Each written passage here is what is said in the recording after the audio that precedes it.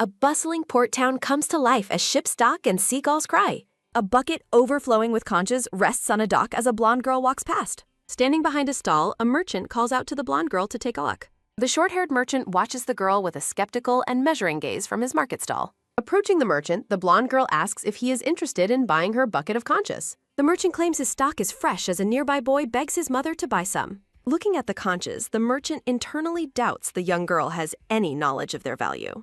The merchant offers 10 coppers per kilo, secretly gloating that he is cheating the clueless girl. A sudden hand stops the bucket as the girl tells the merchant to wait a minute. The girl accuses him of price gouging and demands 70 coppers per kilo for her fresh conchas. The merchant claims 70 is too high and tells the girl to be reasonable about the price. A focused close-up reveals the blonde girl's calm expression as she considers the merchant's weak counteroffer. She challenges the merchant, asking what he will do if she manages to sell the clams herself. The merchant mocks her lack of experience with a condescending remark about her being totally clueless. He claims nobody would buy from a stranger and asks if she came specifically to his store. The merchant suggests a compromise as the girl's eyes narrow, signaling she is far from backing down. She bets she can sell them at 10 coppers per kilo to prove her point to him. Turning away, the blonde girl demands he promise to trade at market price if she succeeds. The merchant dismisses her proposal, thinking she's bluffing and won't even sell a single clam. He watches with an arrogant smirk as she walks away to solicit customers at the market.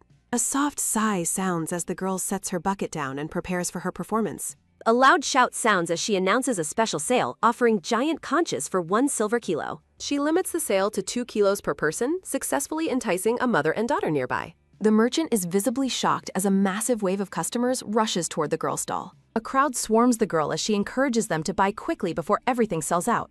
The wooden bucket stands completely empty on the table, save for a few drops of water. Clutching a heavy bag of coins, the blonde girl triumphantly tells the merchant she succeeded. Standing before the flustered merchant, the girl gleefully reminds him that he must now keep his promise. A heavy sigh escapes the merchant as he stands in disbelief at the girl's incredible success. She walks away humming happily while the merchant remains behind, completely baffled by the unusual girl. Bright flowers bloom against a clear blue sky as the scene shifts toward a moment of reflection. A floating thought asks if a girl like her has ever existed in the town of Snorrel. Carrying her empty bucket, the blonde girl walks through town with a cheerful spring in her step. She realizes she has been possessed in a romance fantasy novel for exactly 2 days now. Sunlight filters through lush green leaves, marking a peaceful transition in the young woman's new life. She recalls waking up alone in an abandoned cabin filled with dust and old spiderwebs. Kneeling on the floor, she was shocked by her unfamiliar reflection in a shard of broken glass. Despite searching the cabin, she found no information explaining who she was or her past. A soft rustle sounds as she finds a few clues hidden within the discarded papers on the floor. She discovered a newspaper reporting on Emperor Bloden Ilfane's victory over demonic beasts in the mountains. She remembers the novel's plot where the lead, Valoa, breaks a curse on Emperor Bloden Ilfane. She decides to ignore the original story, but a sudden greeting from a stranger interrupts her thoughts. A woman in a green apron greets her warmly, calling her Haley after a long time. Haley realizes her name in this life as the woman expresses how much she missed her. The woman explains her worry stemmed from Haley's lack of an identity guarantee in the local area. Haley is stunned to learn she's an undocumented resident with no official identity or legal standing. She recalls her previous life working like a machine at a coastal food factory to survive. After her factory shifts, she worked even harder catching seafood on the mudflats for extra money. She ultimately died from overwork while being crushed by the weight of her father's massive debts. Haley laments that she is once again penniless and facing debt for the second time in life. The blonde-haired girl, Haley, stares ahead with wide, shocked eyes after hearing she has no identity. The woman in the green headscarf assumes Haley was sick and leaves to meet her daughter. Haley waves goodbye while acknowledging that surviving in this new, second life will not be easy. Closing her eyes, Haley takes a deep breath and resolves to maintain a more positive outlook. She looks down at her shackled foot, realizing that at least she is no longer in debt. Haley feels grateful to the woman for unknowingly revealing her name in this strange new world. A bright smile spreads across her face as she focuses on the advantages of her current situation. Despite its shabby appearance, she finds comfort in owning a small, secluded cabin right by the beach. She envisions using her newly earned money to cultivate a lush garden behind her seaside home. The young woman dreams of a peaceful future where she can live freely by the ocean waves. With her empty bucket in hand, Haley vows to work hard and cultivate a successful new life. A sudden, sharp shout cuts through the air as a man forcefully grabs a black-haired boy's arm. The man aggressively tells the struggling child to watch his mouth while pulling him toward an alleyway. A cold sweat breaks out on the panicked boy's face as the man's grip tightens painfully. As the man drags the boy away, Haley watches in horror, realizing she is witnessing a kidnapping. She suddenly remembers the novel's original plot regarding a series of child disappearances within the town. This specific location is where the lead characters were destined to cross paths for the very first time. Dropping her bucket, Haley sprints toward the alley, knowing kidnappers target children who appear to be orphans. Haley lunges forward and pulls the boy into a tight embrace, loudly calling him her brother Max. She briefly worries about disrupting the original story, but she cannot let the innocent child be taken. Clinging to the boy, Haley stands her ground and faces the kidnapper with a look of determination. The black-haired boy stares at her in absolute shock, completely bewildered by her sudden protective intervention. Switching into acting mode, Haley scolds him for wandering off and causing her so much unnecessary worry. She continues her performance, warning him of a future scolding and fussing over his supposedly scraped knees. Haley thanks the man for watching her brother, saying he is young and does not know his way. The man tells her to watch her kid better, but she internally tells him to mind his business. As they walk away together, Haley looks down at the silent, black-haired boy with a thoughtful expression.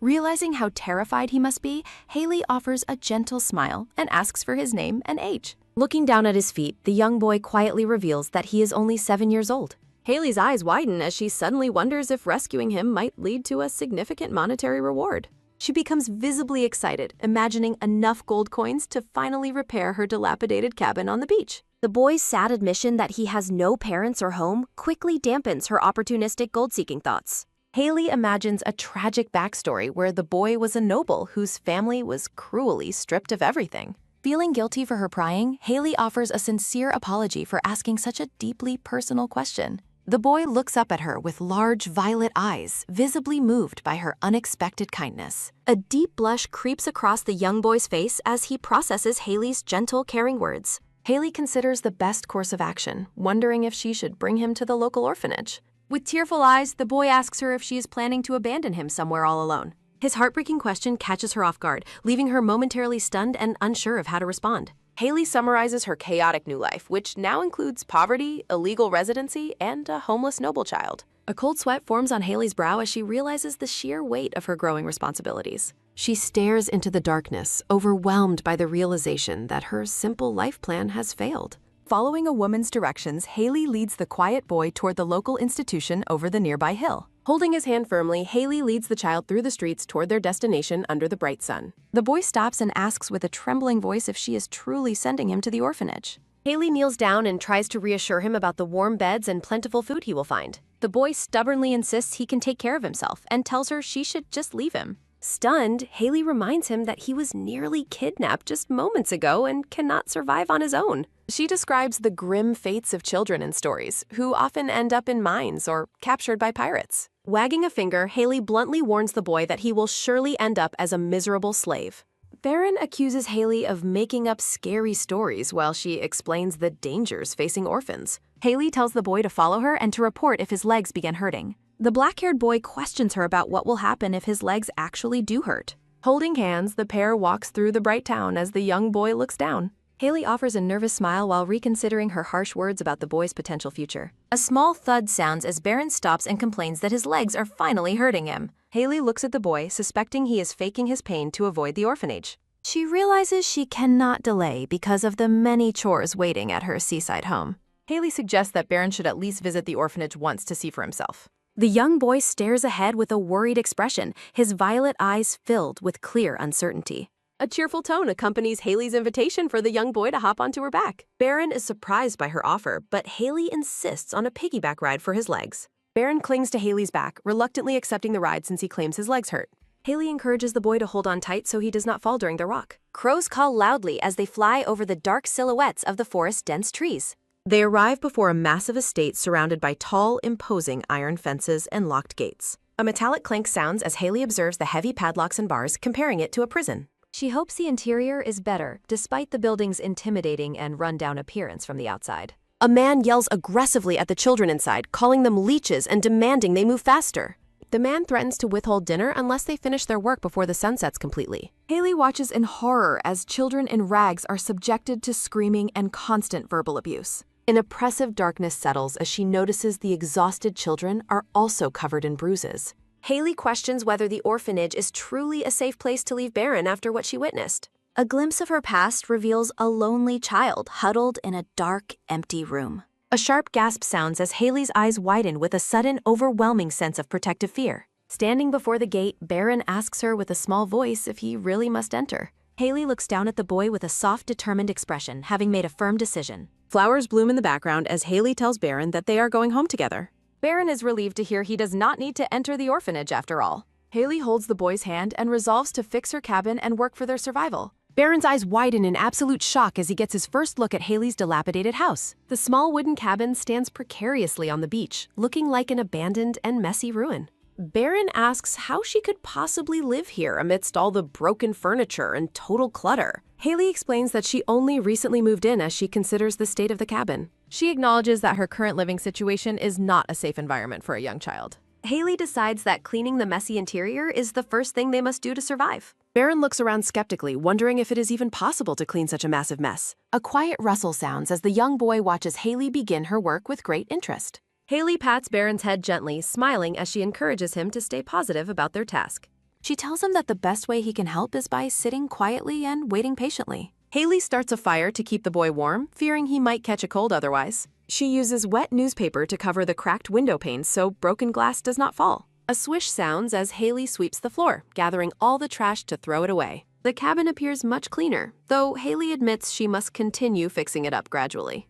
Haley realizes Baron must be hungry and offers to make them both a nice warm dinner. A clink sounds as Baron peeks over the table, clutching a knife and fork with anticipation. Haley tells the boy to put the cutlery down carefully and come over to her side. Baron asks what is wrong as he approaches her, having only wanted to help a little. Haley explains that the furniture is old and he could easily get splinters by touching it. She regrets being short-sighted and not warning the boy about the dangers of her rundown home. The young boy stares ahead with a sharp, focused gaze from his large violet eyes. Baron blushes slightly as he looks down at his hand against a background of blooming roses. In the cabin, Baron explains he feels something inside his finger while Haley worries about infection.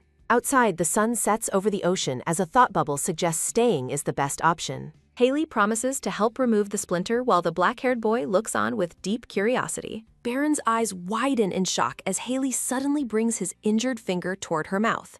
A soft sound accompanies Haley's country remedy as Baron stands frozen in complete and utter bewilderment. Surprised by her actions, the young boy shouts out in confusion as he processes the unexpected gesture. A splash sounds near the shore as the small cabin stands quietly under the setting sun. Floating above the waves, Haley explains that she is simply using a traditional country healing method. As night falls over the cabin, Haley asks Baron if he is still feeling shy. Baron insists he isn't shy while meticulously organizing conchas in a wooden tub before bedtime. A gentle splash sounds as Haley tells Baron to leave the purging conchas in the seawire. They enjoy a meal of shellfish together as Haley explains the importance of soaking them first. Haley invites Baron to the bed, playfully patting the mattress as he looks on skeptically. A soft thump sounds as a young boy settles onto the bed beside his new caretaker. Haley promises to eventually buy him his own bed as they lie together in the dark. Feeling him stiffen, Haley notes that the young boy is incredibly tensed up beside her. Haley asks if her hug makes him uncomfortable, offering to let go if he needs space. The black-haired boy looks up at her with a thoughtful expression, his violet eyes filled with emotion. Baron softly asks Haley to keep holding him, admitting that he isn't actually uncomfortable at all. A gentle smile plays on Haley's lips as she looks down at the child she rescued. The pair falls into a deep, peaceful sleep together in the small cabin by the sea. Moonlight filters through the newspaper-covered window as the quiet night passes by in total silence. Haley sleeps soundly, her long blonde hair spread across the pillow as the room remains still. Baron remains awake in the darkness, his eyes open as he stares silently into the empty air. A quiet rustle sounds as the young boy slowly sits up while Haley remains fast asleep. Standing outside among the dark flowers, Baron's eyes glow a deep, intense red in the night. A soft crunch sounds as Baron walks alone across the dark beach under the starlit sky. A brilliant orb of light descends from the sky as a mysterious system message appears. Baron catches the glowing orb in his hand, his expression calm and authoritative despite his small stature. The young boy's gaze is sharp and knowing as he stares at the light with glowing eyes. A dark shadow looms over the beach as Baron summons a presence known as Delahan. An armored headless knight kneels before Baron, formally identifying himself and pledging his service. Knight Delahan reports that monsters have remained hidden following the previous large-scale battle of annihilation. A vision of a powerful red-caped king holding a legendary sword appears behind the young boy. Baron reflects on his current child body and confirms that his strategic gamble was correct. Knight Delahan's glowing blue mask looks toward his master as they discuss the ongoing situation. Baron commands the knight to remain on the battlefield and report any growth in monster numbers. The knight asks why His Majesty is staying in such a shabby place with the Mubbin. Baron explains his original intention was to use his childlike form to investigate the kidnapping case. A memory of Haley's gentle face flashes through Baron's mind as he stands on the beach. The Headless Knight warns that maintaining the army's summons will significantly delay Baron's physical recovery. Knight Delahan asks if Baron will be all right alone while the boy remains silent and thoughtful. A loud flapping sounds as a large black crow takes flight from the knight's shoulder. Baron looks at the bird, noting that his companion seems unusually talkative on this particular mate. A sharp sound cuts through the air as the knight prepares to depart into the darkness. With a final command, Baron dismisses his servant to carry out the newly issued orders. Addressing the crow as Black Livia, Baron instructs the bird to relay his location to Raven. Black Livia bows before taking flight, vanishing into the night to deliver the king's message. Baron reflects on his original plan to personally infiltrate and resolve the ongoing incident. Since obtaining a guardian, the boy considers observing the situation from a safe distance. Watching Haley sleep, Baron resolves to reward the commoner with future status and fortune. A soft blink accompanies Haley's blue eyes as she slowly wakes in the morning. Baron greets his caretaker with a calm smile amidst a background of blooming flowers. Morning light filters through the broken cabin window where the newspaper still hangs. Haley tells Baron to wait at home while she goes to collect shellfish. Baron asks to join her, but Haley refuses because salt water would sting his finger. Patting his head, Haley promises to return with a full bucket before the sunset. The young boy repeats the sunset condition with a curious and slightly confused expression. Haley confirms her return time and asks the boy to watch the house meanwhile. A rhythmic walk sounds as Haley departs from the cabin, leaving the young boy behind. Baron scratches his messy black hair, staring after his new caretaker with wide eyes. The clear blue sky stretches wide over the peaceful and secluded area of coast. A splash sounds as Haley gathers shellfish, noting how deserted the distant beach feels. Haley wonders if the local villagers simply do not venture out to this remote area. Happy to have food for Baron, Haley imagines the boy enjoying a warm, delicious meal. A single word bubble signals a shift in Haley's thoughts toward a serious matter. A soft hum sounds as Haley focuses her gaze, contemplating the kidnapping case's implications. She considers if the original story is progressing and when the male lead will arrive. Descriptions of Bloden appear, detailing his cold demeanor and the Imperial family's secret ability. The Imperial power allows the user to summon various entities from the world beyond. A cruel curse causes Bloden's body to grow younger whenever he uses his summoning power. Tragic portraits marked with crosses reveal the early deaths of Bloden's parents due to curses. Following his parents' deaths, Bloden was cast out by the second regent, Madame Veldenborough. The story recalls Bloden's exile to the Northern Gate and the subsequent kidnapping incident. Haley questions if Baron is just an extra, noting his eyes differ from Bloden's. She decides Baron is far too lovely to be Bloden, hoping he grows up handsome. A sudden realization strikes Haley as she notices her bucket of shellfish is finally full. Haley panics upon seeing that the sun has already begun its descent toward the horizon. A quick turn sounds as Haley stands amidst the waves under the orange sunset sky. Haley realizes she will be late and regrets not lighting a fire on the beach. Her eyes widened in shock as she spots something unexpected appearing in the distance. A repetitive blink sounds as a mysterious white light appears near her seaside cabin. Haley wonders what the white light is while clutching her heavy wooden bucket of food.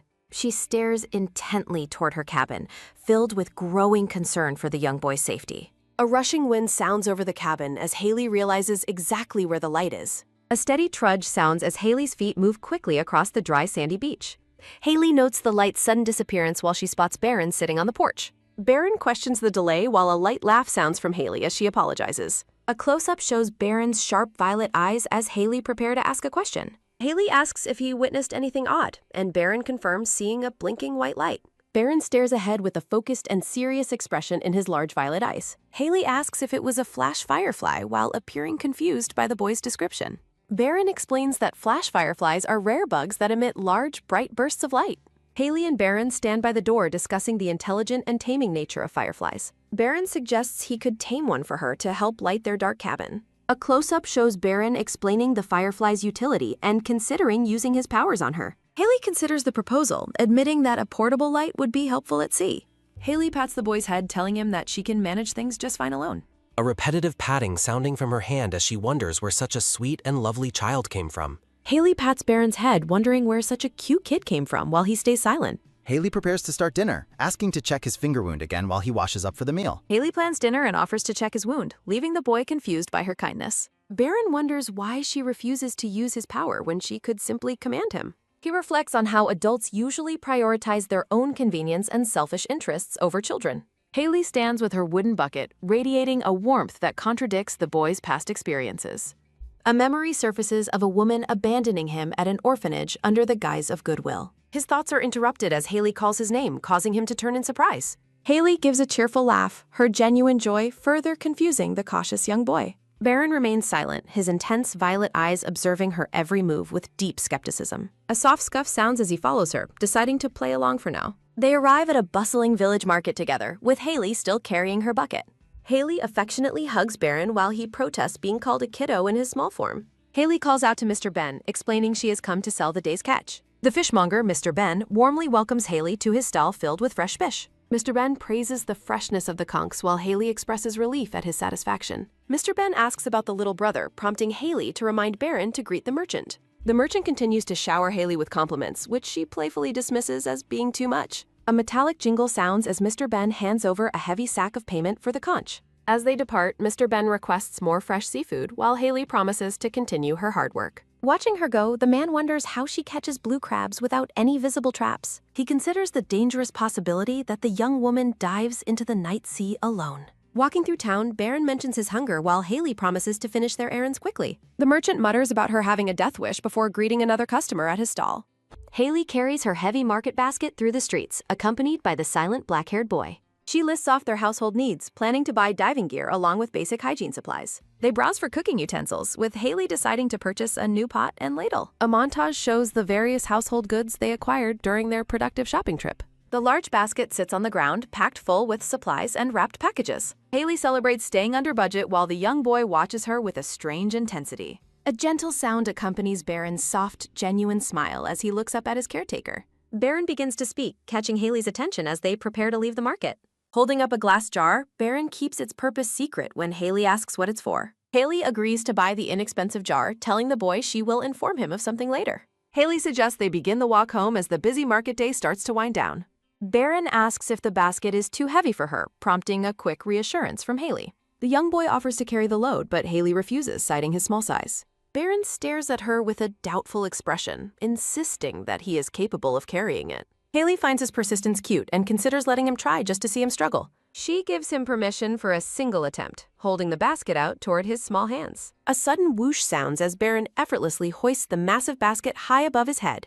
Baron holds the heavy burden with one hand, surprising Haley with his impossible physical strength. Baron explains it's easy despite his height, while Haley stands frozen in absolute icy shock. Recovering from her stupor, Haley shouts out in confusion, questioning the source of his power. Baron credits his father's legendary strength, suggesting his own power is merely an inherited trait. Haley reflects on the tragedy of his noble family's extermination, her mind racing with suspicion. A vision appears of a boy possessing extraordinary intellect, looks, and strength rivaling any adult. Haley's eyes widen as she recognizes this revelation as major foreshadowing from the original story. Memories of confiscated wealth and stripped titles flood her mind as she connects the pieces. The imperial family's reach into the Eldit family suggests a future path driven by cold revenge. A dark crack appears in the air as Haley contemplates the dangerous path Baron's future holds. Haley wonders if the boy is a future swordmaster dreaming of vengeance, but she quickly dismisses the wrong guess. Haley wonders if he's a vengeful swordmaster, but immediately dismisses the ridiculous thought.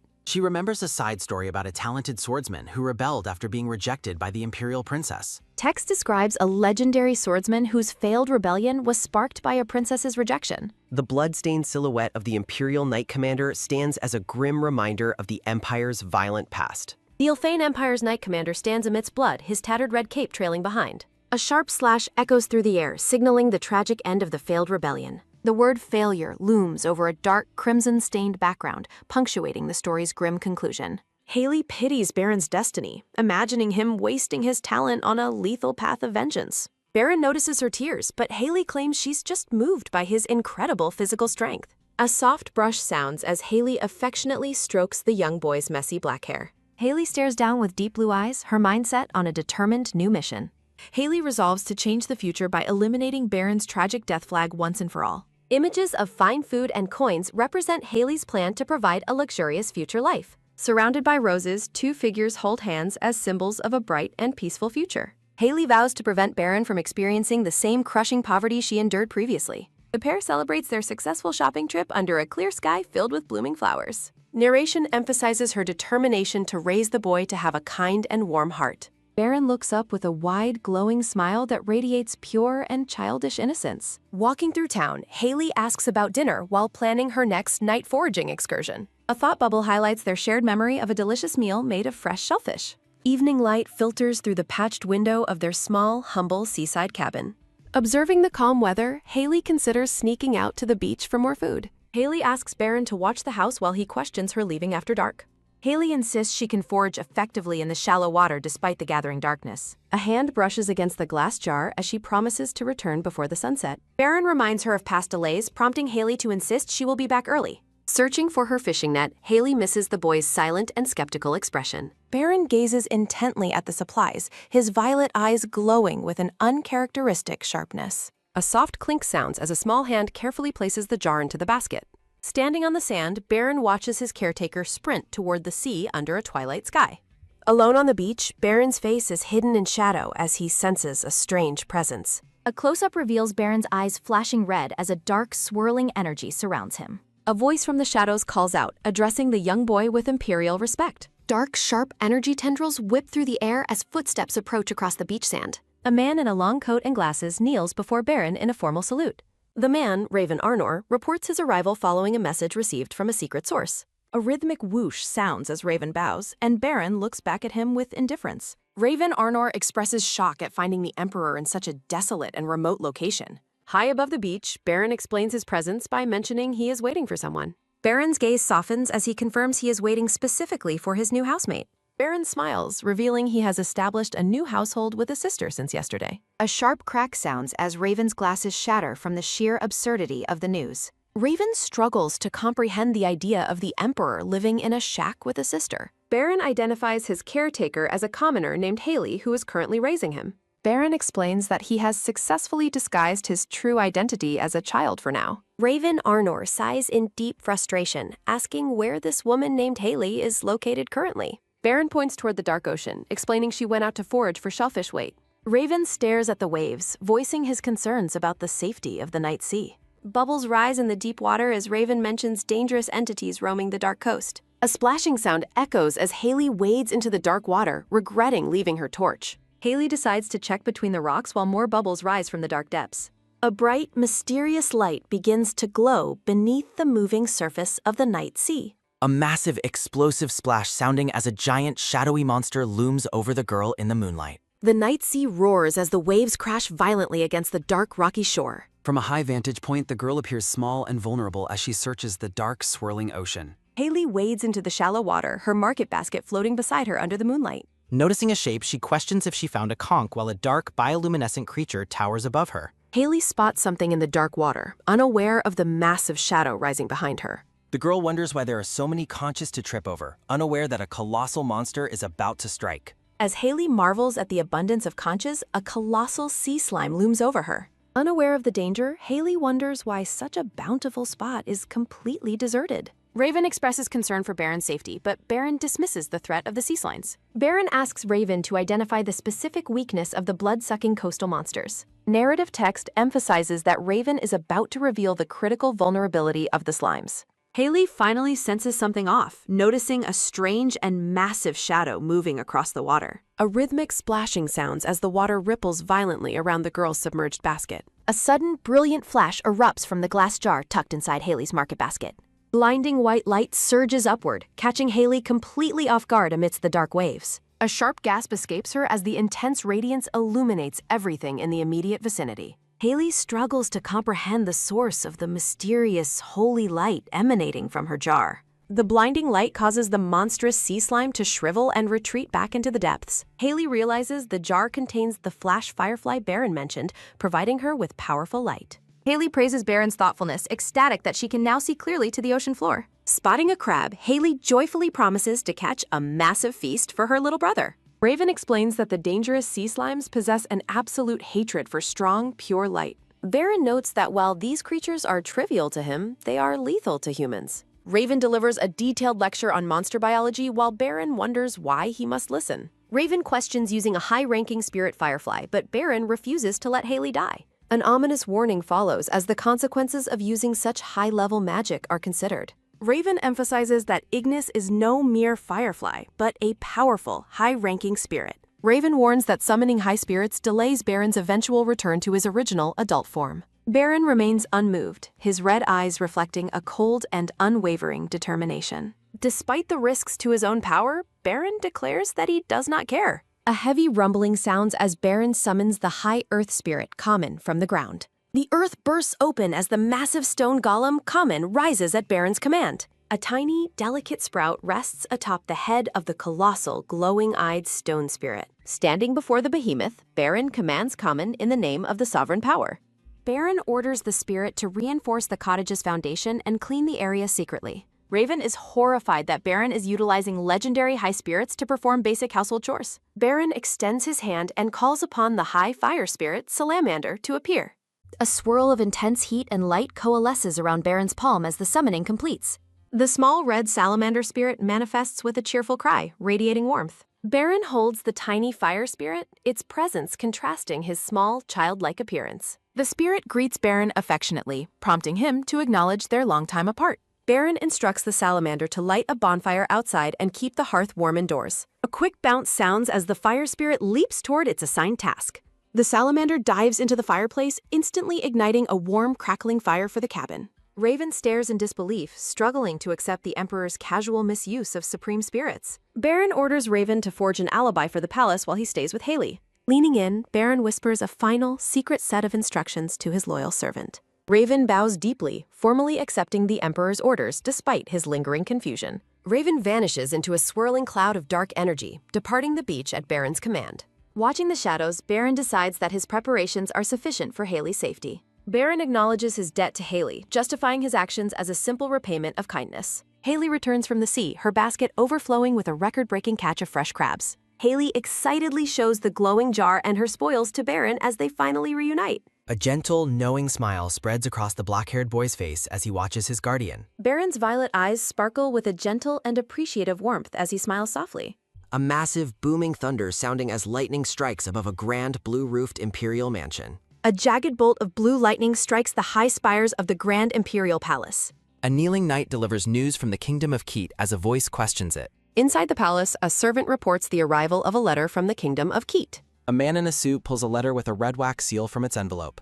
A rhythmic brush sounds as the brown-haired man presents the sealed envelope to his superior. A woman with blue hair and a diamond necklace stares down at the open letter. The blue-haired woman acknowledges the message, signaling her understanding of the situation with a calm remark. The noblewoman instructs her servant to tell the messengers that a reply will be sent shortly. Anna instructs the messenger to inform the senders that a formal response will be delivered shortly. Anna hides her face behind an ornate fan, reflecting on her status as royal blood. Narrative text identifies Bloden Ilpane as the heir who reaches adulthood in 2 short years. Anna explains her role as regent until Bloden's official coronation as the new emperor occurs. A sharp snap echoes as Anna closes her fan, signaling a shift in her tone. Anna Beldenborough smiles darkly, questioning the necessity of supernatural powers to claim the imperial throne. The story title appears in bold, elegant lettering against a stark black and white background. Haley and her friend enjoy a quiet moment inside a brightly lit rustic village tavern. Baron stares at the lavish spread of food, feeling that Haley is being far too generous. Haley explains she wanted him to have a proper meal after yesterday's successful foraging trip. Baron worries about their finances, asking if she spent their entire savings on this one dinner. Haley offers to cut the meat, but Baron insists he is capable of doing it himself. Surrounded by roses, Baron eats with perfect etiquette, surprising Haley with his incredibly refined manners. Haley observes his skills, noting that noble children usually have a much easier time with cutlery. Baron praises the food and encourages Haley to eat her fill alongside him during dinner. A soft clink sounds as the pair finishes every bite, leaving their plates sparkling clean. Haley expresses deep satisfaction, admitting she hasn't enjoyed such a massive feast in a long time. Haley credits their good fortune to Baron, though he points out she did the foraging. Haley reminds him that his fireflies provided the light necessary for her late-night foraging session. Surrounded by sunflowers, Haley smiles radiantly while expressing her heartfelt gratitude toward her young companion. A close-up captures the shock in Baron's violet eyes as he processes her genuine kindness. Blushing slightly, Baron looks away and tells her not to make such a big deal. Haley reflects on her mission, realizing Baron is helping her more than she is helping him. A sudden realization strikes Haley, her expression shifting to one of inspired and excited curiosity. Haley asks Baron if his noble status can be officially verified through proper documentation or records. Haley ponders a way to repay him, settling on a practical plan for his long-term security. A glowing scroll appears as Haley proposes opening a dedicated bank account in the boy's name. Baron is taken aback by the suggestion, while Haley explains the benefits of his identity. Gold coins fall onto a scale representing Haley's plan to save her earnings for Baron's future. Haley enthusiastically describes the academy, imagining Baron studying hard and making many wonderful friends. Baron looks hesitant, privately thinking that Haley's plans are becoming much larger than he ever anticipated. Haley envisions him as a noble knight, reclaiming his family's lost title through merit and strength. Haley lists the fun activities of academy life, but Baron remains completely uninterested in the idea. Baron wonders what else she might suggest, wary of the commoner's unpredictable and wild imagination. Noticing his silence, Haley asks if he has a specific request that makes him feel shy. Haley leans in with a bright smile, playfully asking if he wants a piggyback ride home. Baron stands frozen in shock, his face turning pale at the sheer absurdity of her offer. Baron leaps up to protest, but Haley simply finds his embarrassed reaction to be incredibly cute. Standing on his chair, Baron continues to deny her offer with a flustered and loud exclamation. Baron eventually admits he might want both the savings and the ride, confirming Haley's playful suspicion. After paying the bill, the pair prepares to leave the restaurant under a clear sunny sky. Haley encourages him to hop onto her back, but Baron stubbornly insists he will just walk. Baron thinks about her kindness, then shyly offers to carry her since she walked all day. A magical shimmer fills the air as Haley carries Baron through a field of glowing flowers. Resting his head on her shoulder, Baron finds peace in the warmth of his sister's pair. The sun sets peacefully over the quiet, golden beach as the day finally draws to a close. The scene shifts to the serene shoreline at sunset, where the waves lap gently against the sand. Haley carries the young boy home on her back, looking surprised by something in the distance. Arriving back at the beach, Haley and Baron stop in shock at the sight before them. Haley questions the presence of construction materials, noting they weren't there this morning, while the dark-haired boy suggests a villa is being built. Seeing construction materials, Haley realizes someone is building a villa where there was nothing this morning. Haley worries their little shack looks even worse in comparison to the high-quality materials, feeling a sense of shame. Haley sighs, noting the high-quality materials make their small shack look even worse by comparison. Looking at the half-finished structure, the blonde girl wonders who would choose to live on such a remote beach. Looking at the large wooden frame, Haley wonders who would build at such a remote beach. Haley suggests heading inside for the night, deciding to discover the owner's identity once the building is complete. Baron suggests they will find out soon and tells her they should head inside for now. Haley notices a figure hiding behind the wooden beams near their cottage and is suddenly taken aback. A soft, wet sliding sounding as Haley spots a dark figure lurking behind their wooden home. A quick step sounds as Haley clutches the boy closer, fearing a thief or kidnapper might be nearby. Panicking, Haley wonders if it's a thief or the kidnapper who tried to take Baron away. The black-haired man with glasses senses their presence, noting that someone else has arrived at the site. A quick swish sounds as he turns, followed by a sharp gasp of recognition as he sees his visitors. Haley is overcome with shock, unable to believe that a high-ranking figure has appeared before her. Raven wonders why his master is acting like that, while the boy tells Haley she can put him down. Haley demands to know who the stranger is and why he is in their house as he offers an apology. A steady tap of footsteps sounds as Raven explains he bought the land and assumed the hut was abandoned. Haley stares intently at the man's face, sensing that she knows him from a very specific place. A light shimmer sounds as the black-haired man extends his gloved hand in a polite and formal gesture. Standing amidst white roses, the man reveals his refined attire as he prepares to introduce himself to the pair. The man introduces himself and expresses his desire for them to get along well as neighbors from now on. Raven introduces himself as Haley notes his long black hair, green eyes, and mysterious, inscrutable aura. Haley identifies the man as the aide to the novel's lead, matching the description of Raven Arnor perfectly. Haley asks if he is Sir Raven Arnor, surprising the black-haired man with her sudden and specific question. Raven claims he is merely a merchant who shares a name with the famous celebrity, apologizing for the confusion. Haley apologizes for her rudeness, while Raven assures her it is a common mistake that many others make. Chibi Raven looks forward to their future dealings and asks the blonde girl to simply call him Raven. Looking toward the construction site, Haley remarks that he appears to be planning a very large mansion. Raven initially confirms his plan for a grand estate before noticing the young boy's intense and threatening gaze. A sudden flinch sounds as Raven quickly corrects himself, stating he is only building a small, cottage-sized villa. Haley questions the massive pile of supplies while Raven lies, claiming he simply overestimated and bought too much. The boy asks what will happen to the leftover materials, making Haley wonder why he's being so bold. Raven wonders aloud about the extra supplies, while Haley frantically tries to stop the boy from speaking further. A flustered murmur sounds as Haley apologizes for the boy's immaturity and tells him to use polite speech. The boy asks why he must change his tone, prompting Haley to explain that Raven is an adult. Baron thinks he only uses polite speech for his parents, while Haley remembers that he has noble roots. Haley imagines a bratty adult noble shouting at others and decides she must correct his behavior immediately. A firm resolution forms in Haley's mind as she prepares to teach the boy proper manners and etiquette. Looking the boy in the eyes, Haley sternly instructs him never to speak informally to adults from now on. Haley explains the neighbor might be offended, but the boy stubbornly suggests just asking the man directly for his opinion. A loud "wah" sounds as Haley shouts at the boy to stop while he remains completely unfazed by her anger. A rhythmic bowing sounds as Haley apologizes repeatedly to Raven, who insists that everything is perfectly fine. Raven tells her he does not mind at all and asks her to let the boy speak freely. Raven claims their interactions make him feel like friendly neighbors, while Haley wonders if he is being truly sincere. Baron smugly notes that he was right, while Haley sighs and accepts that the man doesn't seem bothered.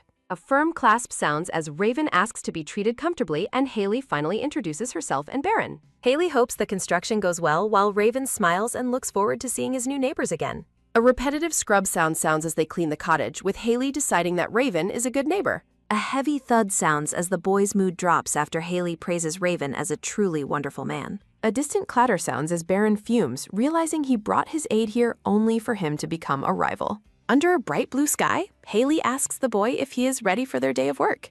A solid stomp sounds as Haley puts on her boots, determined to keep the dirt out while gardening. A dull thump sounds as Haley readies her tool, announcing she is prepared to plow the field evenly. A soft rustling slides sounding as she puts on a wide-brimmed hat to block the sun. The blonde girl holds up a large straw hat to shield them from the sun. Haley checks off her gardening list, ready to prepare tools and level the ground for her plants. Haley displays her new sun hat and checklist, while Baron looks on with a skeptical expression. Visualizing a delicious stew, Haley hopes to grow various crops to improve their daily meals. Haley imagines growing a variety of fresh crops, including warm stews and vibrant green spinach. The blonde girl dreams of a harvest filled with fresh tomatoes, cabbage, and golden squash. Her thoughts are filled with visions of ripe tomatoes, large cabbages, and perfectly sliced eggplants. Raising her tool high, Haley prepares to begin the hard work of tilling the sandy soil. Standing in the middle of the field, Haley lifts her heavy garden tool with great enthusiasm. Chibi Haley runs around the field, sticking branches into the ground to mark each corner clearly. The blonde girl carefully marks the 4 corners of her future garden with small wooden branches.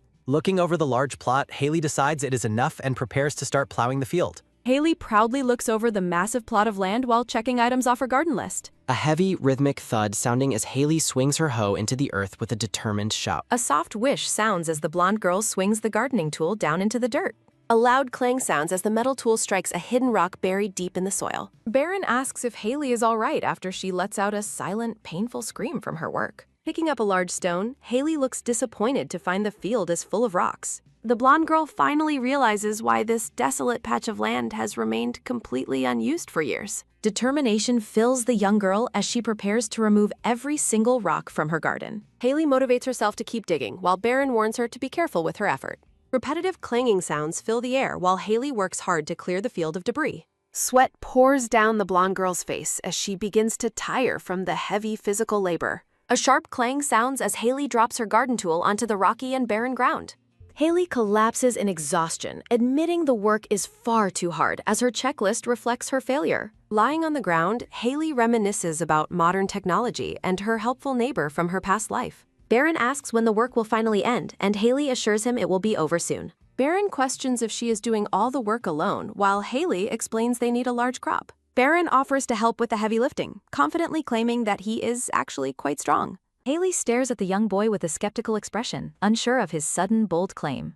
The black-haired boy looks confused and slightly startled by the blonde girl's silent and intense reaction. Baron insists that children shouldn't perform such hard labor and declares that he will handle the task. Haley agrees to let him help but warns the black-haired boy not to overdo his physical effort. Haley walks toward the cottage while the black-haired boy stands alone in the middle of the field. A loud clang sounds as a heavy object hits another large rock hidden under the soil. Baron stands alone in the vast field, wearing a serious and determined expression under his hat. Exhaustion finally overtakes Haley as she collapses onto her bed with a tired and painful groan. Haley reflects on her weak body and tells Baron she is going to sleep early tonight. The blonde girl worries about the many chores she still needs to complete despite her fatigue. Lying in the dark room, the young girl's eyes blink slowly as she struggles to stay awake. In the darkness, the blonde girl wonders if she will truly be okay after such a day. Bright orange flames flicker and crackle while popping sounds echo through the dark and smoky air. Haley suffers through a nightmare, feeling intense heat and hearing distant voices begging for a lord's help. A loud shout commands the blonde girl to wake up as the nightmare reaches a terrifying peak. A sudden flash sounds as Haley's eyes snap wide open in a moment of sheer terror. The scene shifts to a grand palace hallway that is being consumed by a massive, raging fire. Wearing a fancy dress, the shocked blonde girl wonders where she is and why she is there. Dark text appears against a black background, marking a transition in the unfolding story of the Emperor. A notice banner appears against a backdrop of intense flames as the chapter reaches a dramatic peak. Two lifeless figures lie in a pool of blood within the hallway of the burning palace. A loud creak sounds as a massive stone pillar begins to tilt and crumble from the heat. A massive boom sounds as a heavy structure finally crashes down into the burning palace floor.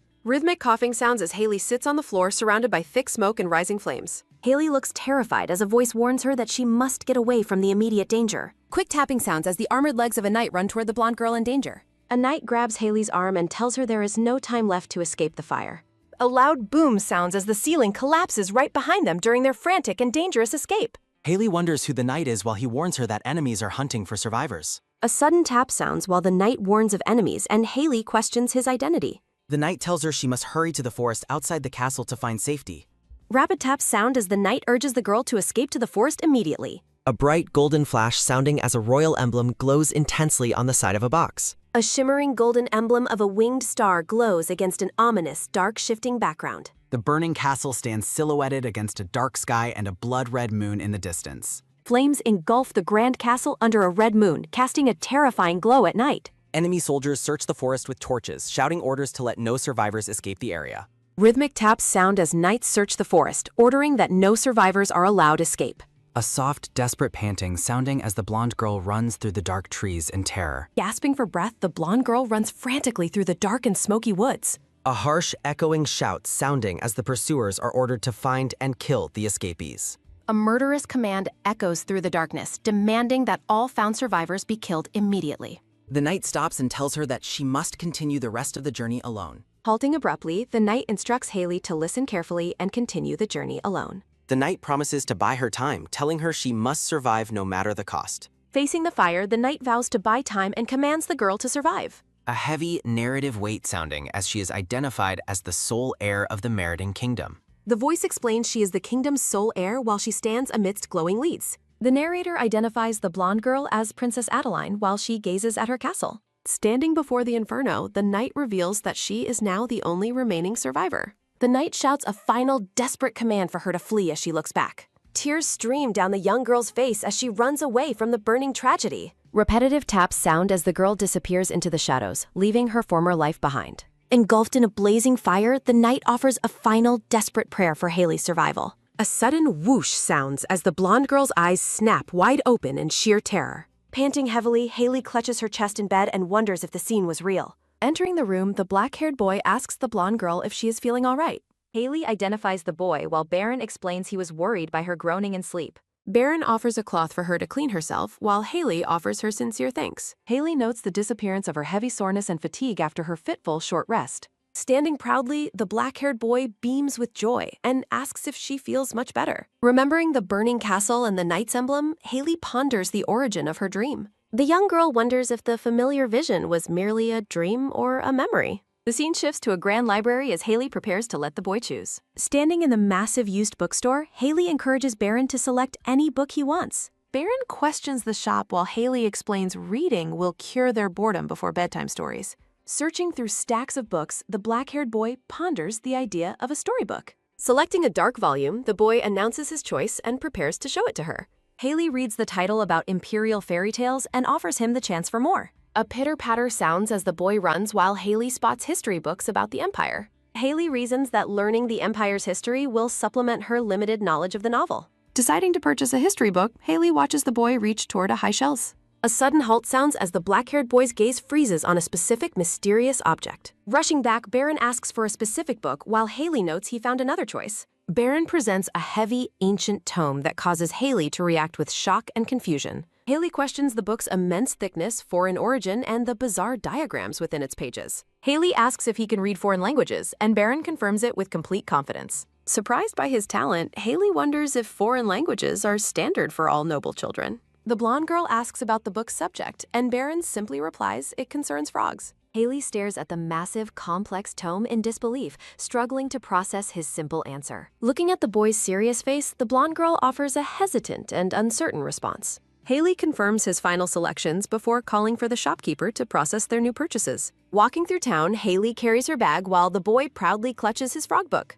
Haley compares his interest in frogs to modern children wanting to become dinosaurs or cars. The blonde girl asks why he likes frogs, prompting the boy to pause and consider. Smiling broadly, Baron praises toads and the vibrant colors of dangerous, flashy poison tree frogs. Baron describes the cuteness of tree frogs and asks Haley if she likes them too. A ribbit sounds as Baron hops, but a sudden halt sounds when a man calls his name. Teasing the blushing boy, Raven admits he never knew that Baron had such a fondness for frogs. The black-haired man expresses surprise that the blonde girl was unaware of his appreciation for frogs. Haley greets Raven at the market while he observes they are returning from a trip to the bookstore. Meeting in the market, Raven mentions taking a look around while Haley returns from the bookstore. Haley lists their purchases, mentioning the history book and the one Baron claims is about frogs. Haley explains their purchases include a history book and a specialized frog book for the boy. Baron asks if he knows the book, and Raven's expression turns serious as he looks at the cover. Showing interest, Baron asks if Raven is also familiar with the complex tome about frogs. Raven confirms the book is indeed a foreign text about frogs as he flips through the pages. Examining the pages, Raven confirms it is a frog book written entirely in a foreign language.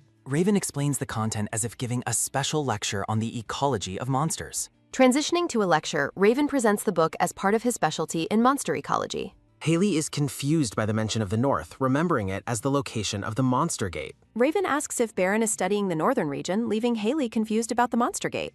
A vision of the northern region reveals a terrifying frozen wasteland where monsters pour from dark gates. The northern region is described as a terrifying frozen wasteland where monsters emerge from magical gates. A sudden heavy thump sounding as Raven explains that mandatory military service in the North is required for everyone. Raven explains mandatory military service in the North, causing Haley to react with visible shock. In a state of dark shock, Haley realizes that this conscription was never mentioned in the original novel. Haley panics internally, realizing this conscription law was never mentioned in the original novel's plot. Fear grips Haley as she realizes Baron must eventually enlist, while the boy looks on curiously. A distant snow-covered peak stands silently under a cold and overcast sky. Horrified, Haley imagines Baron saluting in a military uniform as a brave soldier of the North. The young girl's mind races with dread at the thought of Baron entering that dangerous territory. Baron notices her distress, but Haley hides her heart-wrenching worry about his future draft into service. The black-haired boy declares his pride as a citizen and his desire to protect everyone bravely. Staring at the child, Haley is haunted by the image of him on a brutal battlefield. The man with glasses watches the exchange silently while Haley remains lost in her dark thoughts. Breaking the silence, Raven asks if he may inquire about something specific from the blonde girl. Raven extends a polite invitation for them to share a meal together in the near future. Surprised by the sudden request, Haley pauses to process the idea of dining with her neighbor. Raven suggests celebrating their new status as neighbors with a lunch date the day after tomorrow. Haley gladly accepts and offers to host the lunch herself as a gesture of neighborly kindness. Baron proudly boasts about Haley's cooking skills while Raven expresses his genuine anticipation for the meal. Raven bids them farewell until lunchtime while Haley vows to prepare an impressive and delicious spread. Determination fills the young girl as she prepares to showcase her culinary talents for the first time. A soft pong sounds as Haley says goodnight to her pet firefly before closing its glass jar. A glowing trail of light arcs through the room as the blonde girl watches the firefly fly. Haley marvels at the fantasy world's logic, where a simple name allows one to tame insects. Baron explains that flash fireflies are intelligent and will return to their owner whenever their name is called. Ready for sleep, Baron reminds Haley of her promise to read him the new fairy tale book. Settling into bed, the blonde girl opens the book and prepares to share the first story. The open pages of the book are filled with dense, stylized script detailing an ancient legend. The story begins in a time long ago, setting the stage for a grand and historic myth. A hero was born possessing the immense power of a god, destined to achieve great things. Illustrations depict a young king with a sword facing a massive, dark, and terrifying shadow beast. The hero commanded vast legions of supernatural beings, including demons, spirits, and ghosts, to fight for him. A somber warning appears, stating that such overwhelming power always carries a heavy and inevitable price. Standing among faceless crowds, the hero began to suffer the consequences of his frequent use of power. While defeating the demonic beasts at the gate, the hero's very existence began to slowly fade away. Despite the cold and isolation, the hero fought alone to protect the Empire from endless monster waves. Snow swirls around the small, determined hero as he struggles to endure the bitter and harsh winds. The story illustrates the peace and happiness the hero's sacrifice bought for the people of the Empire. Closing the book, Haley looks troubled by the tragic implications of the hero's lonesome and painful fate. Haley suggests the ending is strange and offers to read a more cheerful story next time. Baron disagrees, arguing that it is a happy ending since the hero secured peace for everyone. The blonde girl looks at him with a sad smile, feeling the weight of the story's reality. Haley gently reminds him that heroes are human and would naturally crave the company of others. Exhaustion finally claims the black-haired boy as he drifts off into a deep and peaceful sleep. Haley watches the sleeping child, her expression filled with a quiet and thoughtful sadness for his future. A somber message appears stating that a single sacrifice can ensure the survival of many. Narrating that a single sacrifice ensures the lives of many, Haley rests quietly in bed. Haley whispers for Baron to come closer while the sleeping boy reacts with a confused mumble. Resting in bed, Haley invites the boy closer while Baron stares back with a confused expression. The blonde girl holds the small boy close, providing him with a sense of security. The blonde girl pulls the black-haired child into a warm hug as they share the bed. Haley thinks a lonely ending is too sad because even heroes need warmth from other humans. Haley explains that the hero would need someone to share warmth with, making a lonely ending sad. While hugging the boy, Haley thinks about a different ending that she has planned for him. While hugging the boy, Haley mentions she thought of a different ending for the tragic story. An illustration shows the hero standing joyfully with friends, reflecting Haley's desired happy ending. A bright illustration depicts a happy young king holding hands with other children in a circle. Haley asks Baron what he thinks about a nicer ending, but she receives no verbal answer. Haley asks Baron if he thinks a fairy tale with a happy ending like that would be nice. Looking down at her brother, the blonde girl realizes that the boy has already fallen asleep. Still holding the child, Haley notes that he fell asleep and remains silent while he rests. Moonlight bathes the small wooden house as fireflies dance through the quiet, peaceful night air. Outside the cabin, glowing specks of light float through the air under the dark night sky. Haley rests her head on her pillow, finally falling into a deep and restful sleep. A quick click sounds as Haley sleeps alone in bed under the soft, cool moonlight. A sudden, sharp click sounding as Baron gets out of bed and heads toward the open door. A loud creak sounds as Baron opens the door and looks out at the dark landscape. A slow, ominous creak sounding as Baron stares at the messy land with a look of disappointment. Walking outside at night, Baron thinks the land remains a mess no matter how often he sees it. A small gray rock monster with glowing teal eyes suddenly pops out from the dirt ground. Pointing toward the field, Baron commands the creature to remove rocks, add farming dirt, and restore the area. Standing with arms crossed, Baron watches as the rock monster begins diligently picking up heavy stones. The black-haired boy continues to observe the rock creature while it gathers a pile of stones. Small rocks fly through the air as the magical creature works quickly to clear the field. Baron praises the monster for smoothing the soil perfectly without leaving any trace of its work. Baron notes that plowing will be easier for Haley now and tells the creature it can go back. The rock monster disappears back into the soil as Baron stands alone in the cleared field. The black-haired boy looks thoughtful and ponders the idea of the fairy tale he just heard.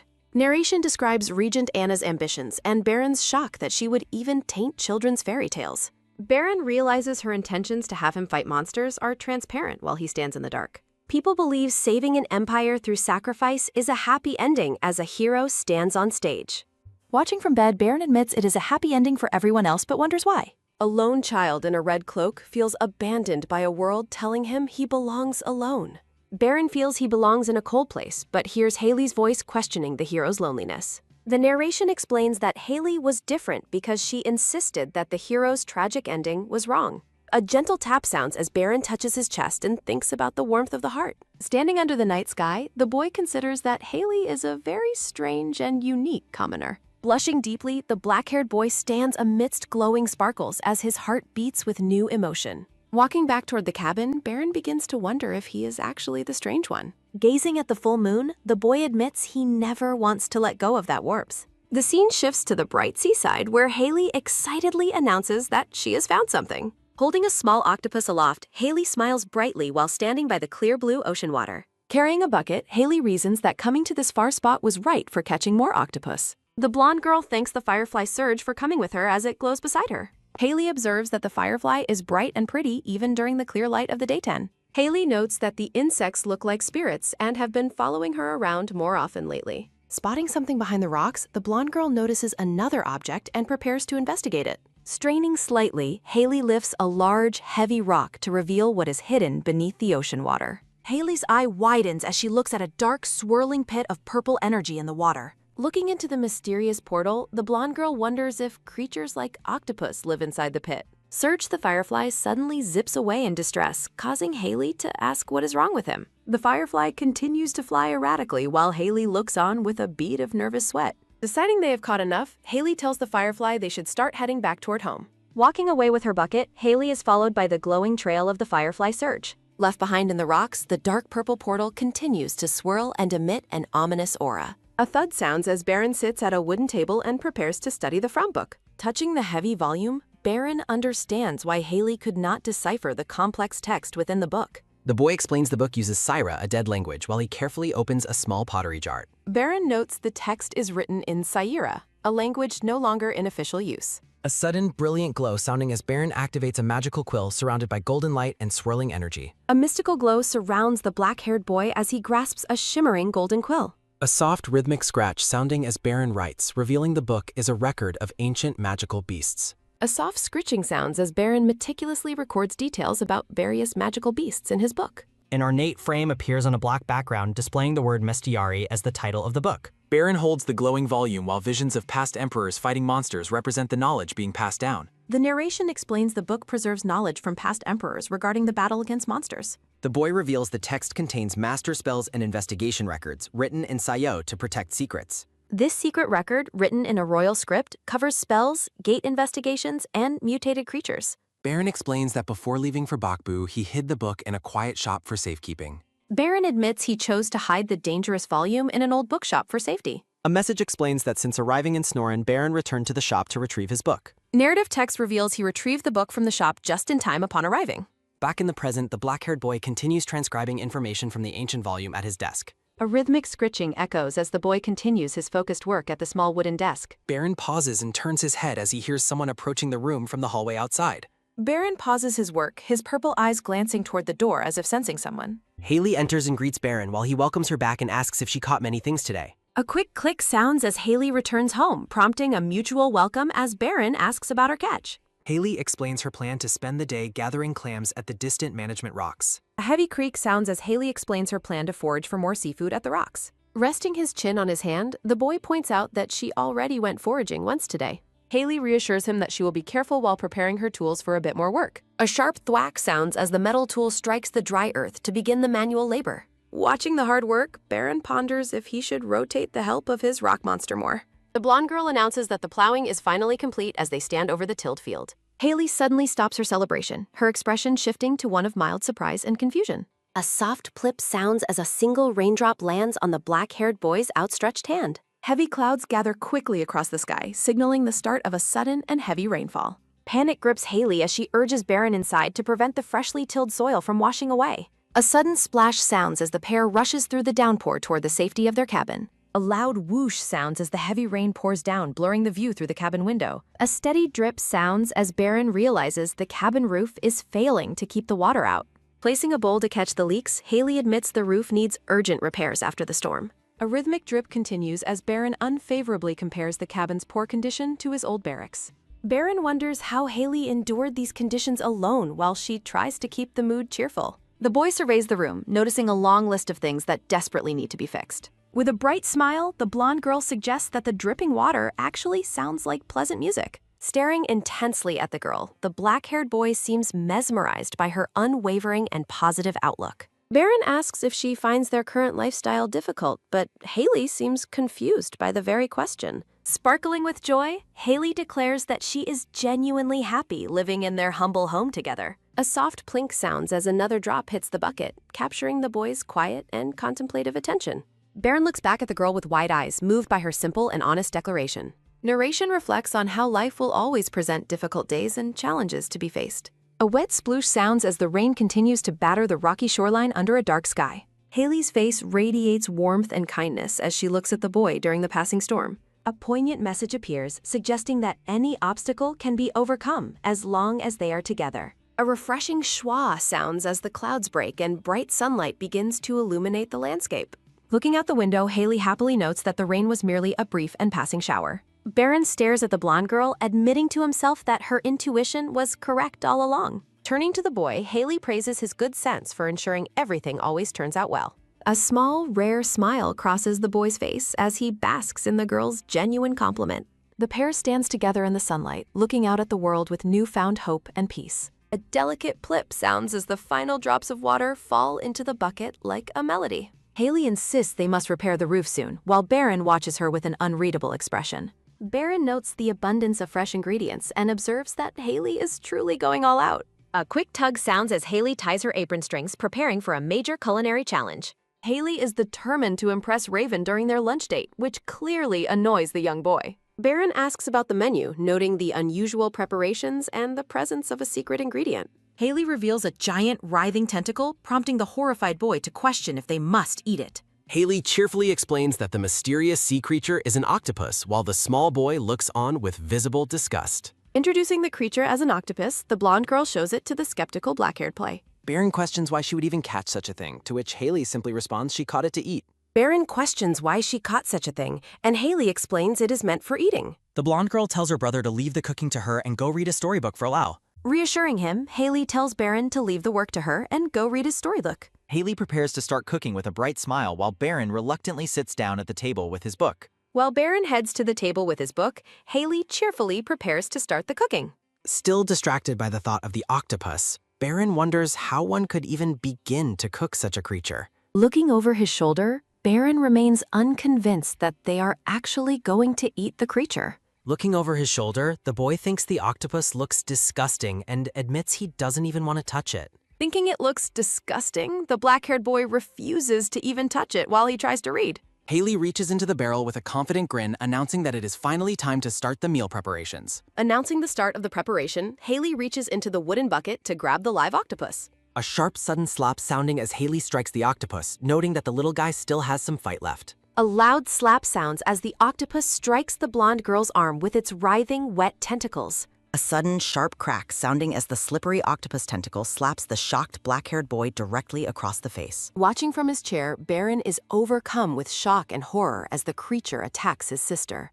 A sudden, frantic splash sounding as the outraged boy shouts, "How dare you!" while trying to catch the escaping creature. Outraged by the creature's audacity, the boy shouts at the octopus for daring to strike Haley's arm. A soft, quick slither sounding as Haley looks on in confusion while the octopus moves across the wooden floor. The room falls into silence as the octopus hits the floor, leaving Baron and Haley looking down. Rushing back to Haley, the worried boy asks if she is okay and if her arm was hurt by the creature. Rushing to her side, the worried boy asks if Haley is okay and checks her arm for injuries. Laughing off the incident, Haley explains that octopuses are simply clingy by nature and are not dangerous. Showing him the process, the blonde girl explains that the octopus must be washed thoroughly before being prepared.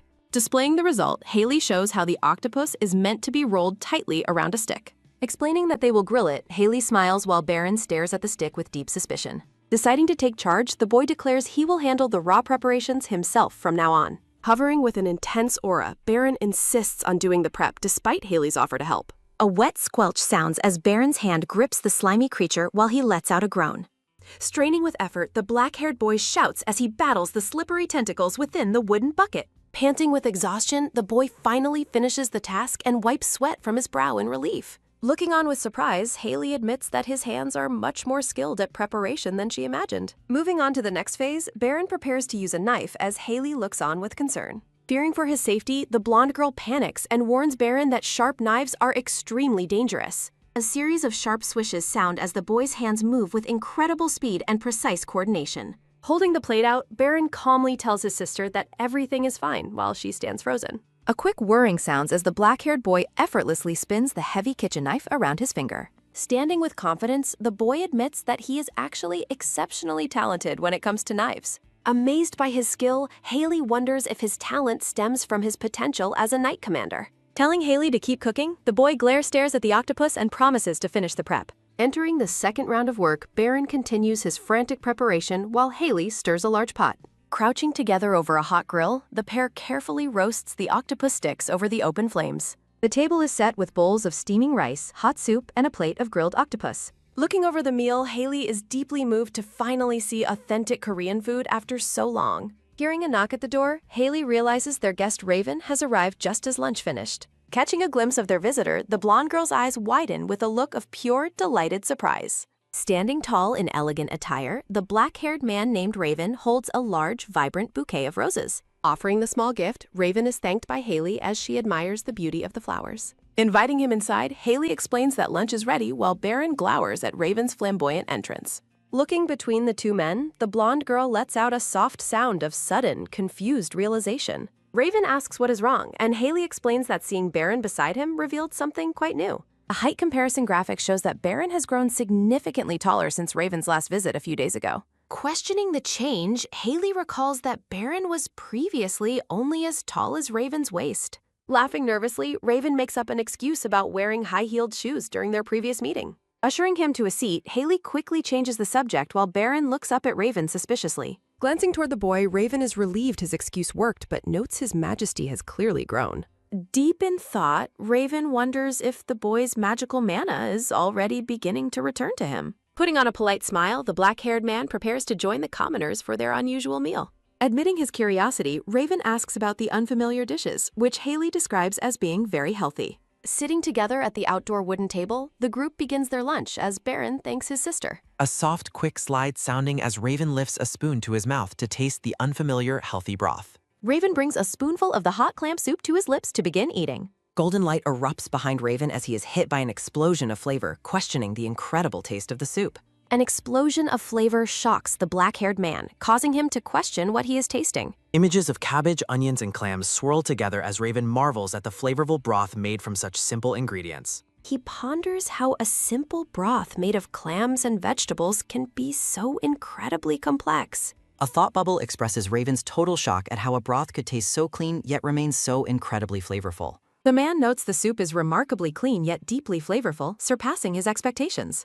Chewing happily, the black-haired boy notes the fresh, chewy quality of the plump clams and the lack of any fishy smell. Baron thinks about how fresh and plump the clams are, noting the perfect lack of fishiness. Haley makes a satisfied sound as she watches her guests enjoy the meal she worked so hard to prepare for them. Haley watches the two men with a look of quiet and hopeful anticipation. Baron is shocked to see that Raven's bowl is already completely empty, indicating how much the man enjoyed the food. Baron notices Raven's bowl is already empty and lets out a small sound of surprise. Raven and Baron both praise the delicious meal, while Haley is overjoyed that her efforts made the cooking worth it. Raven and Baron both praise the delicious meal, making Haley feel that her hard work was worth it. Haley offers Raven another side dish, gesturing toward the plate of dark, grilled octopus skewers sitting on the wooden table. Haley offers a plate of grilled octopus skewers, but Raven seems uncertain about the new dish. Raven looks at the octopus skewers with a mix of dread and disgust, questioning why the food looks so hideous. Raven is internally horrified by the hideous appearance of the skewer and wonders what it is. Haley cheerfully identifies the dish as grilled octopus skewers, while the man with glasses looks on with visible hesitation. Haley explains it is grilled octopus, which clearly surprises and confuses the black-haired man. Haley explains that Baron prepped the octopus himself, leaving Raven stunned that a child would handle such a craft. Haley reveals Baron helped prepare the skewers, which shocks Raven while the boy looks on proudly. Encouraging them to eat, Haley offers more skewers while Raven remains visibly hesitant. Raven decides he must try the dish simply because the young master helped cook it. Baron watches the man with an intense and silent gaze while holding his own skewer. The boy demands Raven eat the food and better say it is delicious no matter what. A recruiting poster for translators and editors from the Scanslator group is done. Narrative text identifies Raven Arnor as a central and indispensable figure within the Ilfane Empire. Descriptions reveal Raven is the Emperor's aide and a powerful Death Knight serving as his shadow. A transition panel emphasizes the significant status and hidden identity of the man named Raven. Raven continues to stare at the octopus skewer with an expression of deep and visible concern. The narrative continues to build suspense around the true nature and role of the mysterious Raven. The man stares at the skewer with a sweat drop as he prepares for the taste. Raven decides to eat a small amount and politely pretend to like it to save face. A soft chewing sound follows as Baron asks if the food is good while watching him. Raven pauses mid-bite as a sudden realization hits him regarding the unexpected flavor. Raven is genuinely astonished, admitting that experiencing this unique taste is a first for him. The man realizes the sweet glaze and tender texture create a perfect and harmonious strength. Raven declares the dish absolutely delicious and admits its appearance should not have deterred him. Inspired by Raven's praise, Baron decides it is finally time to try his own prepared skewer. A sudden bright spark appears as the black-haired boy takes a bite of the grilled octopus. Baron is shocked by how good the food is while Haley watches him with great relief. Haley asks how he thought to cook this and encourages him to eat up happily. The blonde girl offers Raven more food, noting that there is plenty left for him. Raven admits he doesn't usually eat this much, but he finds himself wanting more. Raven explains the food makes him feel mysteriously revitalized, while Baron also requests seconds. Haley notes Baron is very helpful with chores, which surprises Raven while the boy looks pleased. Haley describes him carrying groceries and folding laundry while Raven laughs in disbelief. Raven is stunned that His Majesty does chores, but the boy simply dismisses the entire topic. Haley mentions Baron caught a firefly, which Raven recognizes as an incredibly rare high-tier spirit. Haley describes the firefly's protection and how it tried to stop her from approaching a hole. Haley details the dark blue glow of the oval hole, capturing both men's undivided attention. Both men look extremely shocked as Raven realizes the description matches a mysterious blue glow. Baron asks for the location of the hole, but Haley admits she cannot remember precisely. Raven identifies the hole as a derivative gate and looks very concerned for their safety. Raven warns Haley she was right to stay away since unknown phenomena can be dangerous. Haley is glad he liked the meal as she looks at the empty bowl of soup. Raven notes he has never seen such food as a merchant, and Haley identifies it as Korean. Haley asks Raven about a specific crest she saw in a dream during her recent sleep. A golden visual of a crest featuring a sun, wings, and a moon is displayed. Haley explains she can't remember the kingdom's name and hopes Raven's travels might provide answers. Raven looks thoughtful, admitting the crest feels familiar, but his memory is currently hazy. The black-haired man mentions he feels like he's seen the crest before, but admits his memory is currently hazy. The blonde girl acknowledges his statement with a simple, understanding response. A sudden quick gasp sounding as Haley realizes something else while Raven looks awed. Haley gasps in surprise while Raven adjusts his collar, and Baron watches the interaction with a silent and curious expression. Raven thanks Haley for the wonderful meal and says he awaits their next meeting. Raven thinks to himself that he had a wonderful time today and looks forward to being invited over again soon. A sudden firm top sounding as Baron tells Haley he suspects Raven has ulterior motives. Baron tells his sister he didn't have a good time and suspects Raven has ulterior motives. Haley tells him to shush. A soft, quick step sounding as Raven walks away, deep in his own private thoughts. The scene focuses on the black-haired man's feet as he walks away across the wooden porch into the night. Raven reflects on the meal being delicious, but ultimately a very exhausting social experience. Raven reflects on the meal, admitting it was delicious, but he still feels a sense of lingering unease. Raven finds sharing a meal with his boss incredibly taxing, though he hides his exhaustion. Raven adjusts his tie, thinking that sharing a meal with his boss is an exhausting experience that is deeply engraved in his heart. Raven walks along the night beach with Baron, asking if Haley is finally asleep. Walking along the beach at night, Raven asks about Haley. Baron explains he ensured she was asleep before they came out. A soft, quick poke sounding as Baron confirms Haley is oblivious and won't wake up. Baron notes that his sister doesn't wake easily and describes her as being quite oblivious to things at times. A sudden, sharp thud sounding as Raven warns Baron to be more careful about exposure. Raven warns they must be careful, pointing out that Baron almost got caught growing taller. The boy lets out a quiet, frustrated groan. Raven notes Baron's height has grown unnaturally fast and asks about his summoned legion. Raven notes that Baron has grown unnaturally tall and asks if he recalled his undead legion. Baron denies doing so. Baron denies recalling the legion, but notes his mana recovery has been unusually fast lately. A swirl of mana appears as Baron thinks about how his recovery has been unusually fast lately for unknown reasons. Baron examines his hand, thinking he is in great condition and will return to his original form very soon. Arriving at the rocky shore, Raven identifies the area as the location Haley mentioned and confirms they have finally arrived. A magical system notification appears, identifying the mysterious floating spirit as an Ignis Fatuus. Baron reaches out toward a bright, glowing spirit that illuminates the dark coastline with a powerful blue light. Baron asks the glowing spirit if it remembers the location from last time and tells it to lead the way. The small, glowing spirit flies over the rocky coastline, leading the pair toward the hidden danger. Walking along the shore, Baron asks about the kidnapping case investigation. Raven reports they have no testimony or matching descriptions. Baron reflects on learning about the kidnappings after the victory at the Northern Gate while a royal flag billows. A flashback shows a knight on horseback entering a village while the narrative describes him stopping by the area. The memory continues, describing how he stumbled upon a severely injured child during his visit to the nearby village. In the memory, the man holds the small child closely as the narrative builds toward the revelation of the truth. He learned that orphans like him were being targeted and abducted in a place called Snorrel by mysterious, shadowy figures. The scene shifts to a bird's-eye view of a port town as the narrative mentions his unexpected meeting with Haley. A tender moment is shown as the blonde girl hugs the small boy, illustrating the beginning of their bond. Baron thinks about how a fair amount of time has passed, yet he has not found even a single clue. The glowing spirit pulses with light near the rocks as the search for the mysterious hole continues at night. The two men continue their investigation on the beach while the glowing spirit illuminates their path. Raven lifts a heavy rock and confirms to Baron that it is indeed a derivative gate from the main gate. Raven notes the gate has grown larger and asks about magical beasts. Baron says his spirit would have signaled any danger. A visual of a portal appears as narrative text identifies the gate in the northern mountain range as the main gate. The narrative explains that magical beasts from the main gate spread through the empire, creating new gates along the way. A vibrant purple portal pulses with ancient power, representing the birth of a dangerous new gateway.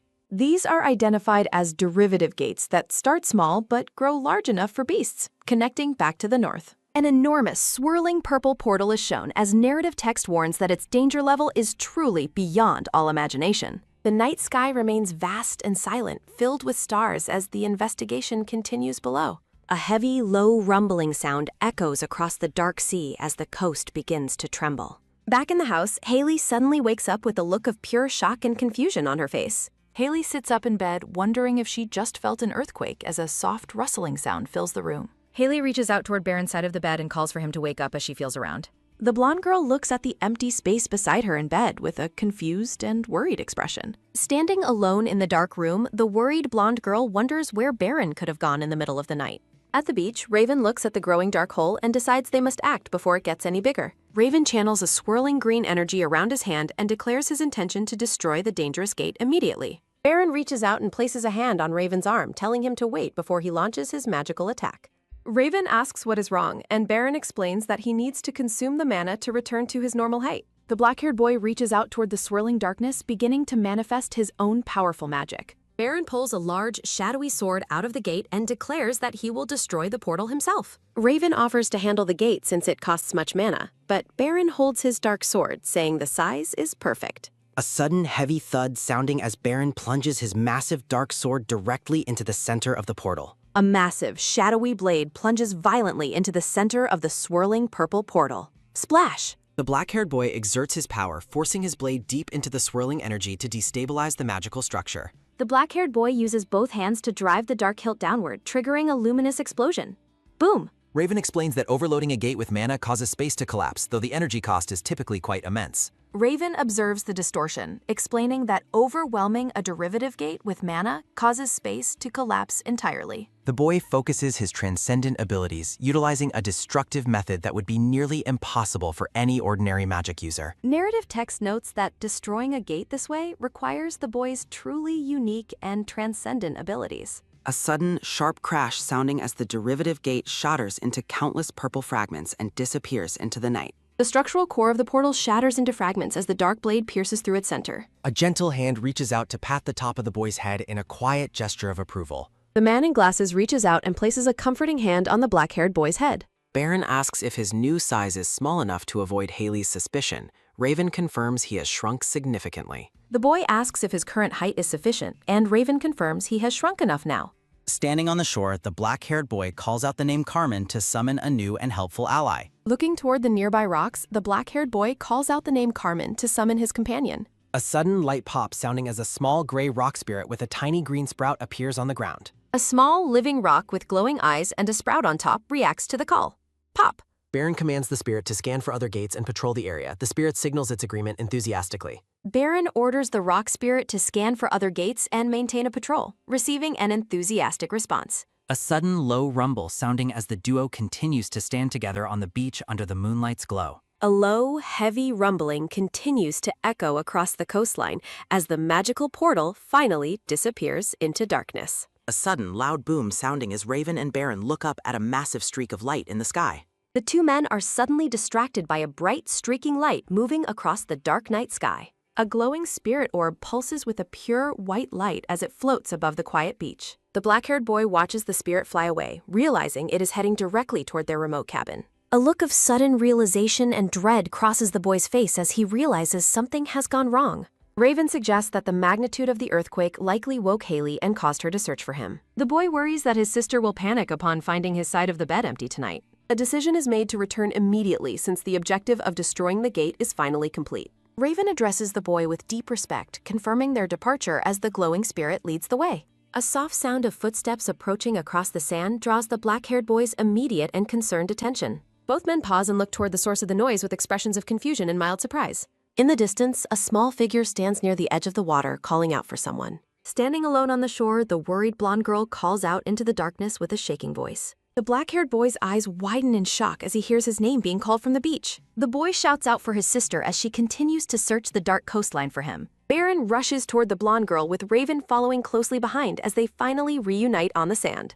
Haley grabs the boy's shoulders, frantically asking if he is hurt or if he needs any help. Tears well up in the blonde girl's eyes as she admits how terrified she was for his safety. The black-haired boy looks up at her with a guilty expression, preparing to offer a plausible explanation. A flashback shows the boy was using the bathroom when the earthquake suddenly struck the cabin. The boy explains he ran to Raven for help, while the man adds he was staying nearby. The black-haired boy looks toward his sister and asks if she was truly that worried about him. Taking his hand, the blonde girl admits through her tears that she was deeply frightened by his disappearance. Haley smiles warmly at the boy while holding both of his hands in her own with great release. The black-haired boy looks down at their joined hands in silence, seemingly moved by her genuine display of affection. Baron apologizes for causing trouble, and Haley tells him he did the right thing finding a reliable adult. Raven reflects on the irony of a legendary warrior being scolded like a child for his supposed reckless behavior. The black-haired boy looks up with a small, knowing smile as he accepts his sister's gentle and caring lecture. Haley thanks Raven for his help, and the man politely dismisses it as a perfectly natural duty to perform. The group prepares to head back to the cabin, glad that the night's events concluded without any major injury. The scene shifts to a grand, moonlit castle standing tall under a vast sky filled with bright stars.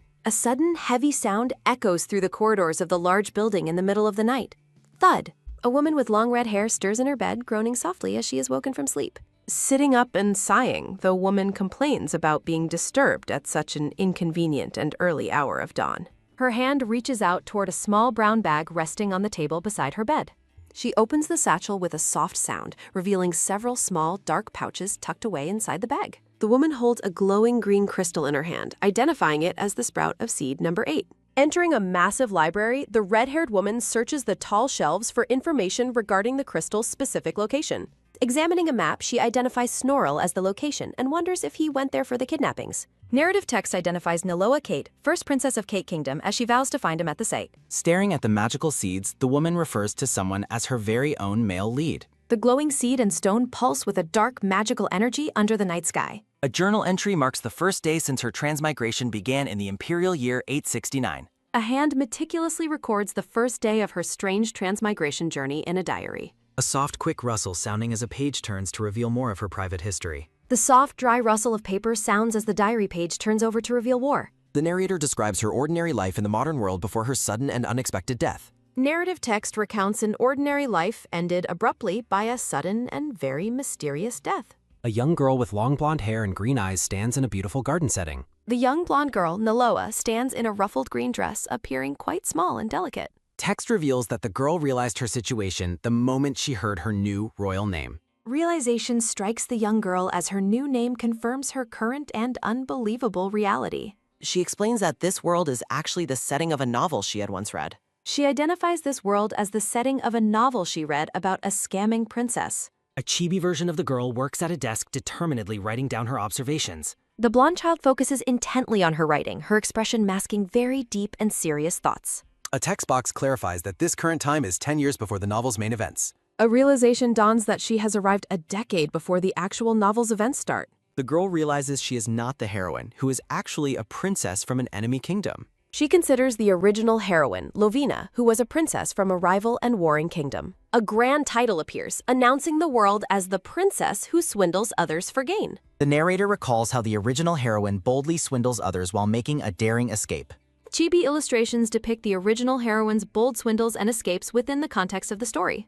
A sudden, firm top sounding as the girl decides her role as a side character is unacceptable. Naloa slams her hand down, a sharp thud echoing as she dismisses these irrelevant plot details. She laments being nothing more than a supporting character, a reality she does not like. She expresses intense dissatisfaction with being relegated to a mere supporting character in this new life. A final note indicates that 6 months have passed since her life-changing transmigration took place. Time continues to pass, reaching the 6-month mark since her unexpected arrival in this world. A torch flickers in a dark, ancient stairwell where a demonic grimoire is hidden away.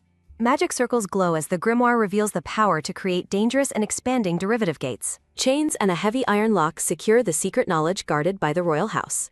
Holding her feather pen, the girl looks determined and calls those guarding the secret fools. A full year has now passed since her transmigration as another page is turned over today. Her narrative mentions discovering a portrait of the male lead, the incredibly handsome Bloden Ilfane. The blonde girl stands before a towering, shadowy portrait of a young and crowned royal prince. She acknowledges his beauty, noting it is a requirement for any primary male lead in fiction. Gazing at the painting, a singular and persistent thought begins to consume her entire young mind. An obsessive question lingers in the darkness, refusing to leave her focused and ambitious thoughts. Standing alone in a void, she questions why she was not chosen as the story's heroine.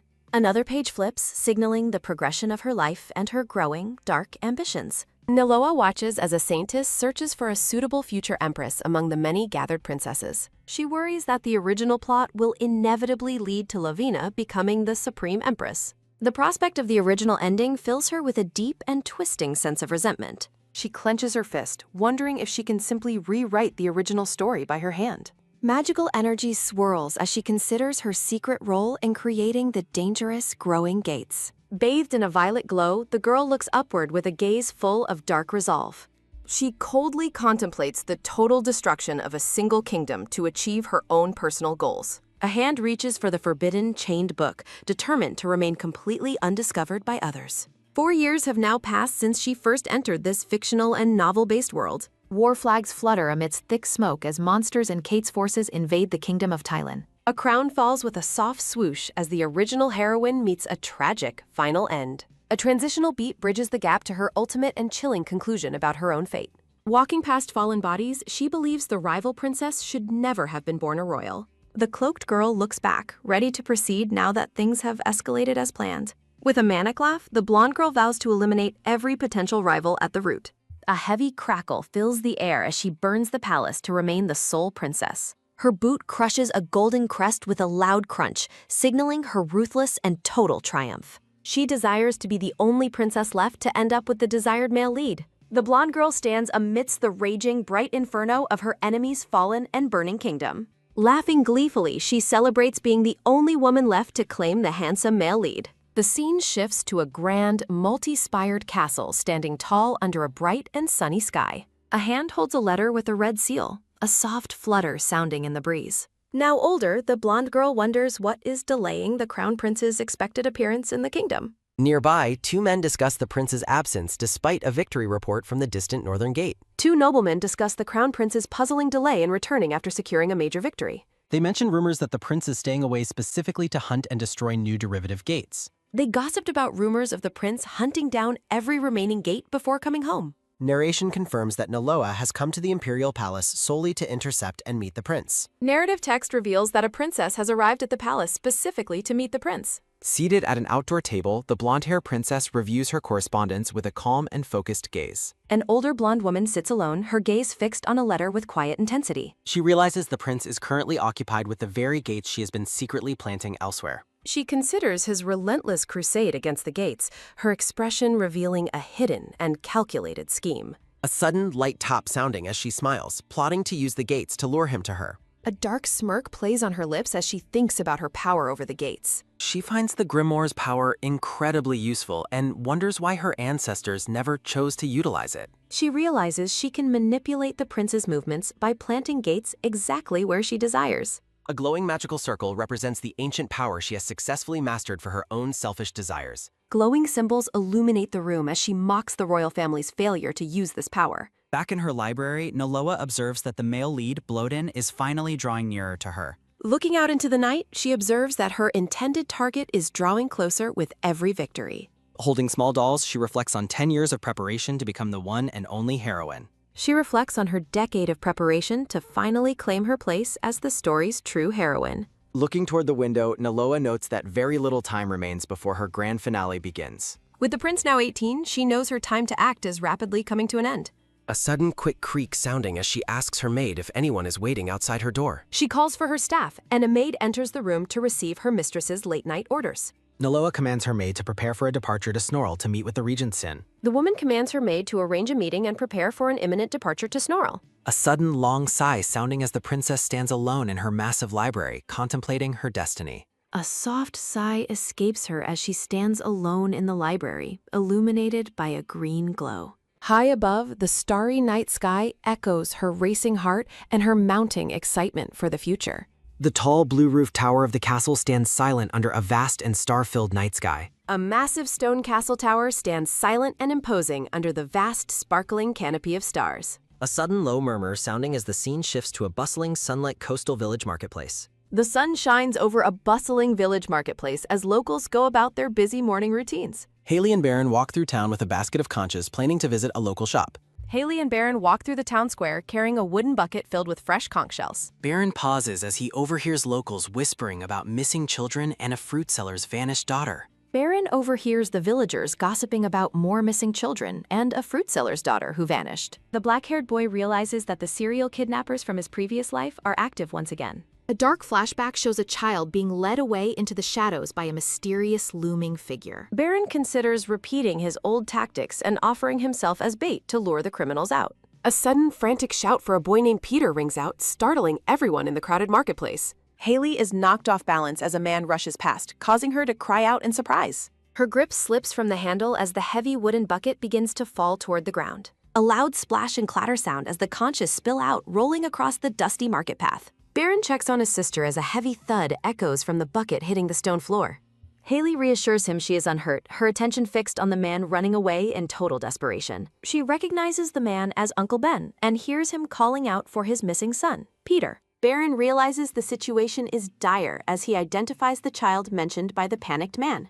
Bystanders whisper about how the boy vanished instantly after being seen talking to a strange man. The sight of the spilled conches underscores the sudden and jarring disruption of their peaceful morning. A collection of character portraits appears against a dark purple background as the scene shifts. A portrait of the distraught father appears as the realization of a new kidnapping spreads through town.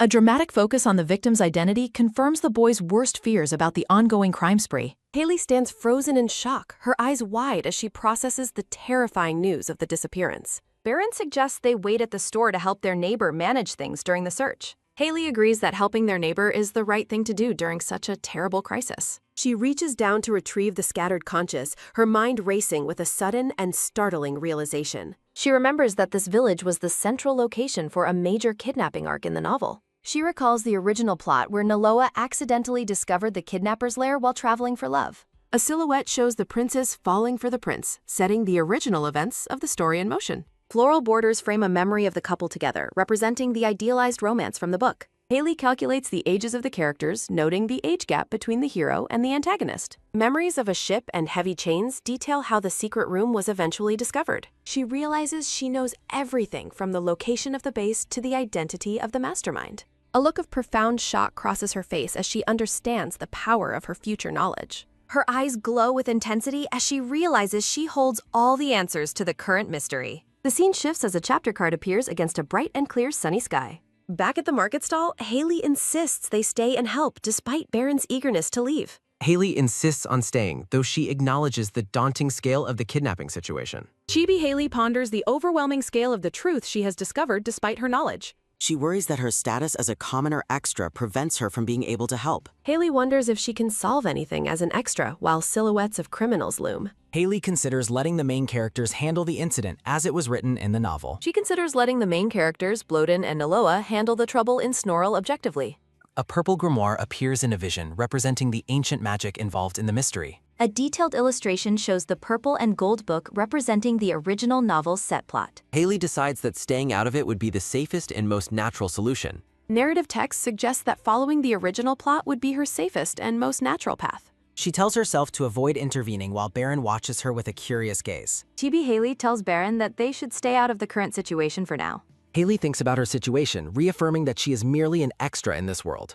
A glowing text bubble emphasizes her belief that she is merely an extra in this world. Baron looks away with a serious expression, his deep purple eye reflecting some suspicion. Baron looks confused by his sister's reaction as a soft question mark appears in his eye. A sudden slow thud sounding as Mr. Ben returns to his shop with a slumped posture. A quick tap-tap sounds through the marketplace as the dejected father walks away into the distance. Haley calls out to Mr. Ben, noticing his exhausted and defeated appearance from afar. Haley calls out to Mr. Ben, who looks exhausted and pale under the darkening evening sky. Mr. Ben thanks the children for watching his shop, his face showing his deep exhaustion. Ben recognizes the children, and Haley explains they were watching the shop for him during his absence. Haley asks if he is all right and if he reported the kidnapping to guards. Ben thanks them, prompting Haley to ask if he reported the kidnapping to the local guards. Haley is shocked as Mr. Ben explains that the guards ignored him to focus on others. Ben explains the guards brushed him off, making Haley wonder what he means by such a response. He recounts how he went directly to the Lord with flyers to beg for assistance. Ben recalls taking flyers directly to the Lord, but was met with a cold and heartless rejection. A sudden, loud rip sounding as the Lord dismisses the report and destroys the flyers. The Lord angrily denies that a kidnapping could occur and rips the paper in his hands. A sudden, quick whoosh sounding as the Lord turns away, commanding Ben to leave immediately. The Lord commands the distraught father to stop causing a scene and get out immediately. The Lord insults the vendor for being incredibly shameless after he asks for the Lord's help. The Lord's mouth is shown speaking as he calls the worried father incredibly shameless for his request. The Lord refuses to use his public forces on what he considers mere vendor suspicion. The Lord insults the street vendor status and refuses to waste public forces on mere suspicion. Baron is visibly outraged by the Lord's cruelty, calling the entire situation completely ridiculous. Baron is appalled by the Lord's words, declaring the entire situation to be completely and utterly ridiculous. Haley is appalled by the Lord's actions, but laments her own powerlessness as a commoner. Haley thinks the Lord is crazy, while Ben explains his powerlessness as a commoner during the encounter. A soft tap-tap sounds as the defeated father walks away from the conversation with the children. A heavy thud echoes as Ben sits down, lamenting the lack of leads or help for him. Ben wonders about the suffering his son might be enduring in an unfamiliar place at this moment. Tears fall as Ben is overwhelmed by the terrifying imagination of his child's current tragic state. High above the market stall, Ben weeps for his son Peter while the children watch him. Haley stands in silence, her expression softening as she observes the father's deep and visible grief. Looking at the crying man, Haley questions why she ever thought of doing nothing to help. She clenches her fist, deciding that this is no longer just an incident in a book anymore. Haley reflects on the novel's long timeline for the kidnapping case as open books appear. She worries about the delay if the main hero is not yet an adult in this world. A dark void frames her concern about what will happen to Ben's son during the long wait. Haley tells Ben to go home to his wife, urging him not to push himself too hard. Haley's eyes glow with intensity as she stands with a look of dark and certain resolve. A simple text bubble signals the start of her new plan to change the upcoming future. A sharp tap-tap sounds as she prepares to take action under the cover of night. Haley's boots walk across the pavement as she carries a bundle through the dark village streets.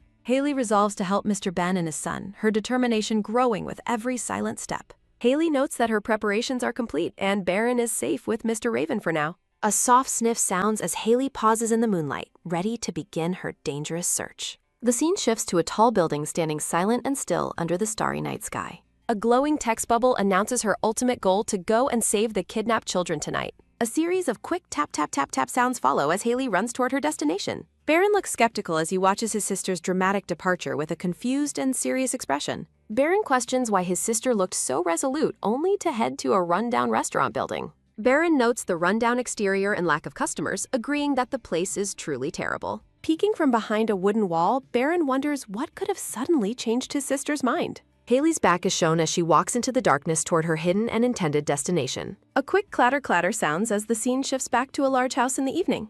A quick click sounds as Mr. Raven opens the door and greets Haley with a surprised expression. Haley asks Raven to watch Baron because an urgent matter requires her to be away home. Raven agrees to help but remains curious about the girl's mysterious and sudden departure. Haley considers that her plan would not be difficult, but there's still a lingering catch. Narration emphasizes the gravity of the situation as Haley prepares for a potentially long night. She warns the man that if she does not return home by the next morning. Haley instructs Raven to contact the authorities if she hasn't returned by the following morning. Haley finishes her instruction, asking him to report the situation to the vigilantes or the Lord's Knights. Raven is visibly taken aback, asking for clarification on her alarming and cryptic instructions. The man is confused, asking what she means by such an alarming and sudden request. She looks at him with intense focus, emphasizing that she is truly counting on his help. She explains it as an urgent matter and tells him she is truly counting on him. A heavy silence falls between them as the weight of her mission becomes apparent to everyone. A silent moment passes as the man looks down at the young boy standing nearby.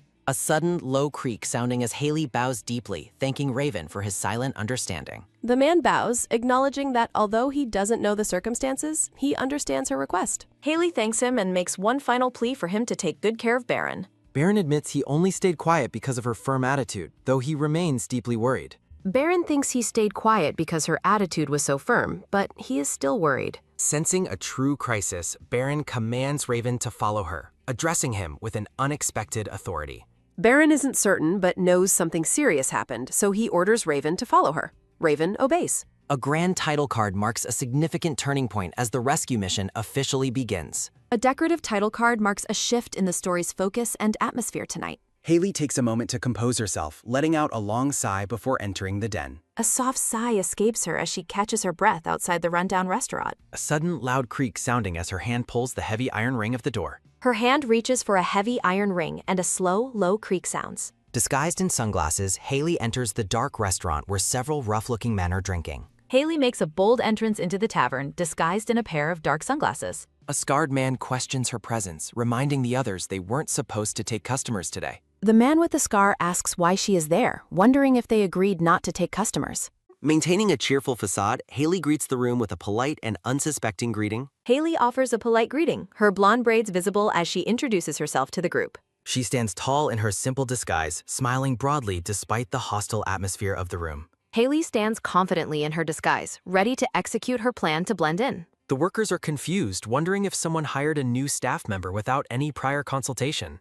The staff wonders if the youngest hired someone new without consulting them, but the boy denies it. Ignoring the confusion, Haley immediately jumps into action as the rowdy men demand more alcohol. The customers shout for more beer, prompting a frantic response from the flustered tavern workers. A sudden, quick rustle sounding as she reaches for a large mug, surprising the nervous waiter. Haley tells them to wait while a staff member warns her that the mugs are very heavy. Haley shocks everyone by effortlessly lifting several massive beer barrels with a joyful and energetic laugh. She stuns the onlookers by effortlessly carrying a massive stack of overflowing beer mugs. Raven and Baron watch from outside, completely bewildered by her unexpected displays of strength. Baron asks why it is noisy inside, while Raven addresses the boy's dazed and shocked expression. Peeking through the window, Raven wonders about the true nature and identity of Miss Haley. A vibrant cheer sounds as Haley performs impressive pouring tricks for the ecstatic crowd. A note mentions her extensive experience as Haley pours beer into a tall pyramid of glasses. Laughter erupts from the building while the two secret observers remain hidden in the shadows. Raven acknowledges that she is an extraordinary person, while Baron declares his total belief in Haley. Haley sprays a bottle open, further energizing the festive and increasingly intoxicated pub group. With a bright smile, she continues to pour drinks for everyone in the lively tavern. The customers cheer wildly, completely won over by the fun energy of the new staff. Raven continues his thought about believing in her while the drunks sing and dance inside. A final thought bubble emphasizes the boy's unwavering conviction and faith in his sister's plan. The customers lose all restraint, chugging large amounts of alcohol directly from wooden buckets. The men declare that the beer is the best they've had, their faces red with intoxication. Boisterous laughter echoes from the building as night falls over the quiet town streets. A deep, heavy snoring sounds as the drinkers finally succumb to the massive amount of alcohol. Haley peers around the corner, noting that everyone has finally fallen into a deep sleep. She notes the owner is away and the drinkers won't be waking up for a long while. Haley searches the tavern walls, hoping to find the hidden entrance described in the novel. She lifts a painting, noting she found it while a chibi version of her reacts. A sharp, metallic click sounds as she pulls a hidden lever on the stone wall. A secret stone staircase is revealed, leading down into the dark depths of the building. She observes that the secret passage is just as it was written in the original novel. Haley thinks about the hidden mechanism and the secret passage leading to the locked-up children. From the oppressive darkness, a large and menacing hand reaches out to grab her. The masked man demands to know what she is as he grips her arm tightly. Haley claims there's a misunderstanding as the man reveals he knew she was suspicious and finds the entrance. Terror fills her eyes as she realizes the dire consequences of being caught so soon. She thinks about needing to act as quickly as possible while her boots stand on the floor. A bold narration highlights her singular, desperate goal to save the children at any cost. A bold declaration rings out across the scene, setting a desperate mission to save the children. A sudden sharp thud sounding as Haley delivers a powerful and desperate kick to the man's groin. Haley delivers a powerful, well-aimed kick to the bald man's crotch with a sudden, sharp oof sounding. The man screams in agonizing pain, his face contorted as he collapses from the unexpected strike. Sparks fly and lightning crackles as the man screams in agony from the blonde girl's unexpected assault. Realizing the opportunity, Haley prepares to flee as the man is incapacitated by his intense pain. The staff members react with horror as Haley realizes that now is her perfect chance to escape. The other men begin to wake up, their boss shouting orders to catch the escaping woman. The boss desperately commands his subordinates to wake up and catch the woman before she can flee. Haley realizes her primary exit is blocked and is suddenly grabbed from behind once again. Fear grips Haley as a hand suddenly covers her mouth, blocking her path to the secret entrance. A sudden, deep silence falling as a moment of absolute shock and realization overcomes the girl. A sinister voice whispers that she has been caught, ending her brief hope for a quiet escape. A sinister voice whispers from the shadows, confirming that the young woman has finally been caught. The story pauses at a critical moment of suspense, highlighting the heightening danger for the characters. The scene transitions as the danger intensifies for the young girl trapped within the building. Raven and Baron watch in horror through the window as the men prepare to attack Haley. Through the lattice window, the black-haired man and the young boy watch the chaotic scene unfolding inside. Baron is determined to save her, but Raven insists they stay hidden to avoid further complications. Baron desperately tries to intervene, but Raven restrains him, advising that they must watch the situation for now. A man roughly covers Haley's mouth, muffling her screams as he holds her captive once more. A soft, pained oof sounds as Haley struggles against her captors, her face hidden in the shadows. The scholar and the boy watch helplessly from their hiding spot, their expressions filled with growing dread. Outside the building, the silent observers remain hidden while the blonde-haired man prepares to take action tonight. Baron's purple eyes glow with a fierce, hidden power as he watches his sister being threatened. Terror and shock are written across Baron's face as he witnesses the violence through the tavern window. Haley struggles against her captor's grip, her eyes wide with fear as she is restrained. A man uses a drugged cloth to silence the blonde girl, forcing her into a deep chemical slumber. A close-up reveals a surge of magical energy beginning to manifest around the young boy's gaze. A pained ugh escapes the young boy's lips as his eyes glow with a brewing supernatural rage. The men plan to lock Haley in the basement, treating her as a dangerous and unwanted intruder. The captors plan to lock Haley in the basement, dismissing her as a tough woman who needs restraint. A sudden, violent boom sounding as a massive explosion of purple energy shatters the entire wall. A massive explosion of blue energy shatters the tavern's wall, throwing the criminals into a state of panic. Baron steps through the settling dust, a terrifying and dark aura radiating from his small figure. Baron walks calmly through the smoke and debris, dark magic swirling around him in a terrifying display. The workers are paralyzed with fear, unable to comprehend how a child could destroy a wall. The criminals are paralyzed with confusion, wondering how a mere child could break through a stone wall. Baron continues his slow, menacing advance as the men shout at him to leave the premises. Despite the threats and insults from the tavern staff, the young boy continues his steady and menacing approach. Baron's eyes glow a piercing red as he coldly orders the men to release his sister immediately. A sudden sharp wah sounds as Baron unleashes a wave of dark energy to protect his fallen sister. Blood sprays across the room as the man holding Haley is struck down by an invisible, lethal force. A pained and a desperate scream follow as the man collapses, clutching his severely injured arm. Haley remains motionless on the floor, her golden braids sprawled out as the battle rages around her.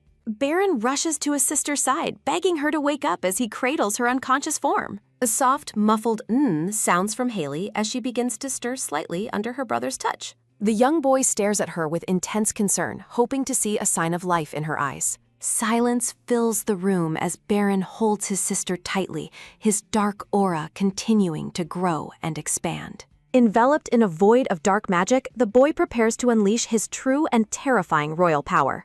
Raven observes with worry, noting that the excessive use of mana will place a heavy burden on Baron. The black-haired man fears for his liege's health if he continues to exert such a massive amount of power. Baron summons a familiar name, prompting dark tendrils to erupt from the ground in a shadowy display. the dark shadows begin to coalesce and take form, manifesting into a powerful and loyal spirit warrior. A towering dark silhouette appears behind the boy, its presence radiating an aura of absolute and ancient authority. The shadowy mist clears to reveal a blonde-haired man in ornate royal armor, standing ready for battle.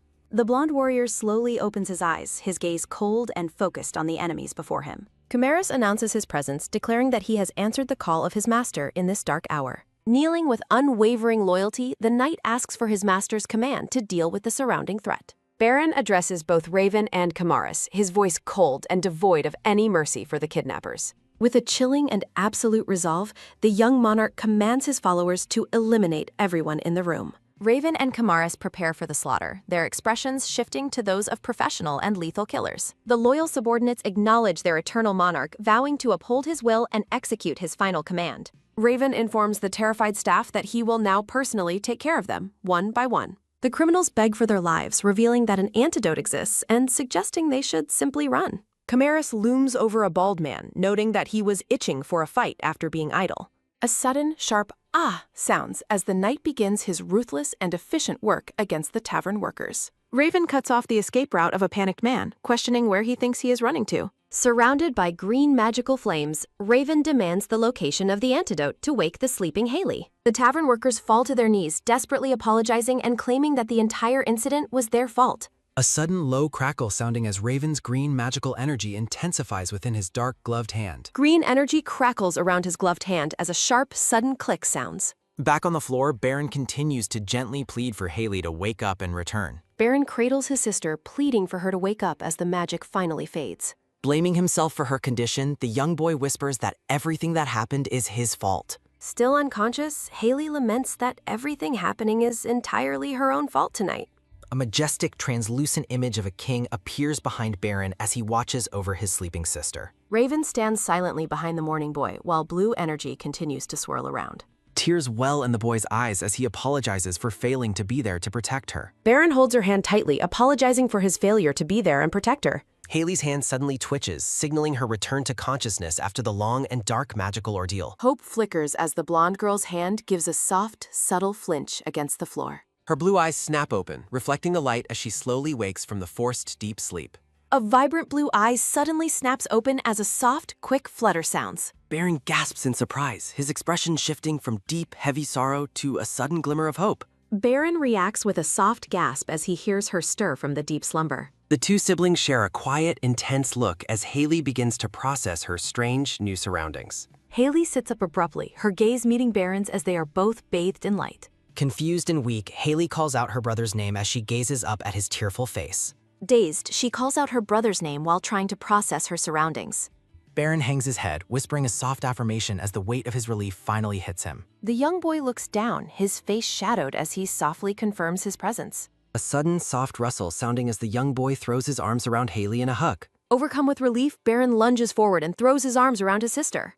He buries his face in her shoulder, sobbing quietly as he holds onto her with all strength. He clings to her desperately, mentioning how she is the only family he has left. Raven watches the touching reunion from a distance, his expression softening despite the mess of the room. Raven observes the emotional reunion from a distance as magical energy continues to dissipate. The restaurant is littered with defeated men while the two siblings remain locked in their emotional embrace. Chimerus and Raven stand ready in the tavern while the siblings share their tender moment. Haley suddenly recalls her mission, wondering how she ended up in this state at the rundown restaurant. Haley wonders about the chaotic events, remembering her mission to rescue the captive children. She watches as the knight roughly ties up a worker, ordering him to stay still and quiet. She watches the blonde man efficiently tying up the criminals, telling them to stay still. Remembering she left Baron in safety, she is struck by the impossibility of his current dangerous presence. Harry recalls leaving the boy with his protector and wonders how he found her. Realization hits her like a bolt of lightning, prompting a shocked scream at her brother's sudden appearance. Panic sets in as she shouts, demanding to know why he is in this tavern. Haley demands an explanation, reminding Baron he was supposed to stay safe at the Scholar's Quiet House. Haley scolds him, explaining that he should be safe at his guardian's home instead. Baron looks down, explaining he came to the restaurant because he was deeply worried. He admits that the situation was far more dangerous than he had initially anticipated. A thought bubble emphasizes his fear that he has no family left in the world. The boy hangs his head, trembling as he considers the possibility of losing her. Tears stream down his face as he admits his terror of being all alone again. Haley is struck by his words, her blue eyes wide with a sudden, painful realization. She notices his small hands are shaking, realizing how much her danger terrified him. An artistic silhouette shows the devastating reality of the boy being left completely unprotected. A heavy thought acknowledges that he would have no one left to shield him. Haley feels a surge of guilt for acting so recklessly without considering the boy's future. She pulls him back into a warm embrace, a soft, comforting thud sounding. Baron looks up with purple eyes, asking his sister to make him a solemn promise. The siblings look at one another as they prepare to seal a new agreement. She realizes that she truly is his only guardian and must act with more care. Haley resolves to stay by his side and conduct herself with a greater responsibility. With a bright smile, she comforts her brother as they share a happy moment. A cheerful bubble seals their pact with a request for a firm pinky swear. Raven watches with suspicion, wondering how Haley woke up so quickly without the antidote. He quickly silences a groaning criminal to prevent him from saying anything unnecessary. Adjusting his glasses, Raven notes that Haley is showing more unusual sides to herself. Haley checks her brother for injuries, but the boy insists that he is perfectly fine. Raven decides he must conduct a thorough investigation for the sake of his majesty. To cover the truth, Raven introduces the blonde knight as a hired mercenary. The two men exchange a brief, knowing glance as they maintain their secret identities. A chibi Haley marvels at the bound criminals, impressed by the mercenary's incredible strength. She recognizes the name as a high-ranking character from the novel she once read. Haley recalls that he was a loyal commander serving under the male lead, Bloden. Memories of the novel describe him as a warrior who ran wild on the battlefield. A terrifying tiger appears as the narrative compares the knight's ferocity to a beast. Haley watches the man with newfound suspicion, wondering about the true nature of his arrival. A close-up shows the knight's intense eyes compared to the ferocity of a massive tiger. Raven stares at the sweating blonde knight who seems to be struggling to maintain his composure. Haley's eye reflects her inner turmoil as she processes the mercenary's true hidden identity. Kamaris flashes a charming smile, expressing his intent to guard Raven and hope for frequent future meetings. Raven and Kamaris share another look, with the scholar appearing skeptical of another look, with the scholar appearing skeptical of the knight's performance. Haley is baffled by the knight's personality, noting how different and charismatic he is compared to her expectations. With a cheerful laugh, Kamaris announces he will be guarding Raven and hopes to see Haley. Recalling the novel, Haley wonders why the warrior isn't currently fighting beasts and introduces herself with a polite smile. Haley is bewildered by Kamaris' charming personality, suspecting he might not be the character she knew. Baron glares with feline intensity as Raven asks Haley to finally release his hand from her grip. She reasons that the original Kamaris should be on a distant battlefield, not here in Snorl. Raven questions what brought Haley to such a dangerous place, and she admits to following her brother there. A sudden, sharp tug sounding as Baron glares at the mercenary, wanting him to let go. Caught off guard by the question, Haley stammers as she tries to come up with a believable explanation.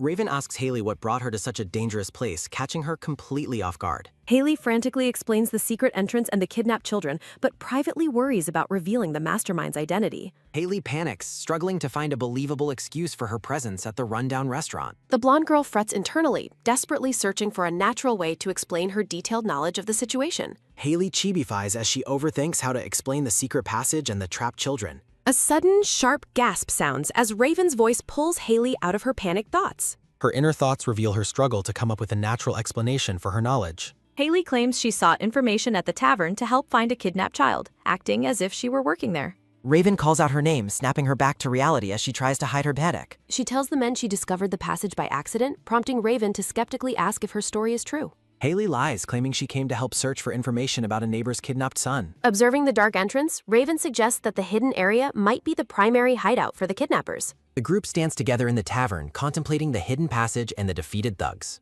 Raven connects the criminals' earlier comments about an escaped child to the suspicious passage, confirming their involvement in the kidnappings. Raven looks toward the dark entrance, considering the possibility that this location is a main hideout. While Raven laments that they can't interrogate the unconscious men, Baron stares at him with silent, judging suspicion. He notes the connection between the men's comments about an escaped child and the suspicious passage. Deciding to investigate further, Raven orders Kamaris to accompany him as they prepare to head down into the darkness. The trio looks at the unconscious men, frustrated they can't be questioned for more detailed information. Baron suddenly bolts into the passage, prompting a worried Haley to shout his name and urge the others to follow. Raven decides to lead Kamaris down the passage while the children follow closely behind them. Haley expresses deep concern about letting her brother enter such a perilous area, despite having the night as protection. Baron is determined to save the children, even though Haley worries about the immense danger ahead. Determined to rescue the children, Baron insists on moving forward and refuses to stay behind with the defeated criminals. Haley casts a final wary look at the bound men before following Baron into the darkness. Looking back at the bound men, Haley realizes she cannot leave the young boy alone in this dangerous environment. She clenches her fist with resolve, vowing to sacrifice herself if necessary to ensure the safety of her brother. Haley rushes down the stone corridor, following Baron as they delve deeper into the secret underground complex. A quiet thought reflects her hope that the kidnapped children are waiting at the end of the long passage. Her mind is filled with a desperate prayer for the safety of the young victims held within the hideout. Looking forward with focused blue eyes, Haley silently begs for the children to be unharmed when they find them. A soft, dull thud sounds as the group passes the body of a fallen guard lying in the shadows. Chimeris notes the confusing layout of the roads while Raven uses the heavy foot traffic to track their target's path. The group arrives at a stone dungeon where Chimeris notes the lack of guards, confusing Haley based on her novel knowledge. Haley walks in silence, deeply troubled by the unexpected changes to the story she remembers so clearly. Confronting a set of closed doors, she fears that they may have arrived too late to save anyone. Chimeris and Raven stare into the empty space, their expressions turning grim as they realize the cells are abandoned. The vast underground ward stands silent and empty, showing no signs of the many children who were held there. Horror washes over Haley as she realizes the children are gone and wonders where they could have been taken. While Raven confirms the room is empty, Baron finds a dropped hairpin, proving that the victims were recently present. Baron holds up the small ornament in silence while Haley looks on, her face pale with shock and worry. Haley notes the lack of syndicate members compared to the original story, fueling her growing sense of unease. Examining the ground, she notes that the numerous small footprints suggest a much larger group than they initially saw. Chimeris asks if the kidnappers fled with the kids, while Haley wonders how such a large group could be smuggled away. A heavy thought acknowledges that this deviation from the original story is a terrifying and unexpected development. Haley stares into the distance, trying to deduce how the culprit could possibly transport so many children unnoticed. Visions of a busy port and sailing ships fill her mind as she considers the most likely escape route. A sudden realization strikes Haley, her eyes widening as she connects the dots regarding the children's disappearance. Turning to Raven, she urgently asks if any ships are scheduled to depart from the harbor later today.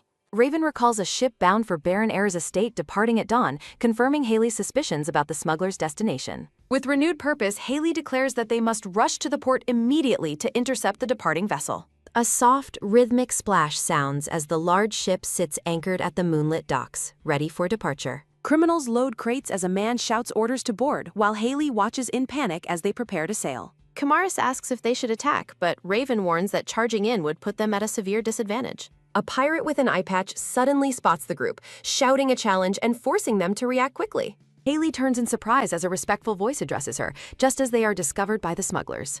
Kamaris tells Haley and Baron to board the ship first while he handles the remaining gods. Chimeris tells the group to board the ship and leave the criminals to him. Chibi Haley expresses extreme worry, asking if Kamaris will be okay against so many enemies. Haley worries about the overwhelming number of enemies and asks if Kamaris will be okay. Kamaris dismissively calls the guards third-rate goons he can handle easily, much to their offense. Kamaris dismisses her concerns, claiming he can handle these third-rate goons with a single hand. Enraged by the insult, the guard with the eye patch draws his sword and prepares to strike. The pirate with the eye patch shouts in a rage as he prepares to attack. The guard lunges forward as Kamaris remains calm, preparing for the inevitable clash near the crates. Charging forward, the pirate demands they get lost while swinging his sword with a shout.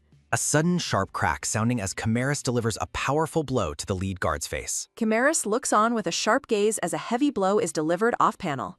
With a fluid motion, Kamaris follows through with his attack, sending the guard flying backward. With a swift motion, Chimeris prepares to strike down the group of attacking pirates. A sudden, pained grunt sounding as the guards crash into each other in a messy heap. A loud crash sounds as the criminals are sent flying through the air, completely defeated. A sudden, light topping sounding as Kamaris dusts off his hands and reassures his young lady. Chimeris calmly reassures Haley that there was no need to worry as he brushes himself off. Kamaris tells Haley to go while the guards shout alarms, reminding her the children are priority. More guards shout about intruders, prompting Chimeris to tell the others to prioritize rescuing the children. Raven pledges to stay and help Kamaris, assuring Haley he is capable of protecting himself. Raven stays to help Chimeris while Haley insists she is more than capable of taking care of herself. Haley stares blankly, her blue eyes filled with uncertainty as she prepares to move forward. The blonde girl stares ahead in silence, her mind filled with a sense of urgency. A sudden quick rustle sounding as Haley calls Baron to follow her onto the ship. Haley tells the men to stay safe and urgently calls Baron to follow her inside. Haley focuses on her role, determined to rescue the children from the ship's dark hold. Haley resolves to focus on her immediate task of rushing to rescue the captive children. The dark water ripples with quiet intensity as the rescue mission enters its next stage. The dark water of the harbor ripples softly against the hull of the large ship. A sudden soft splashing sounding as they move through the quiet interior of the upper deck.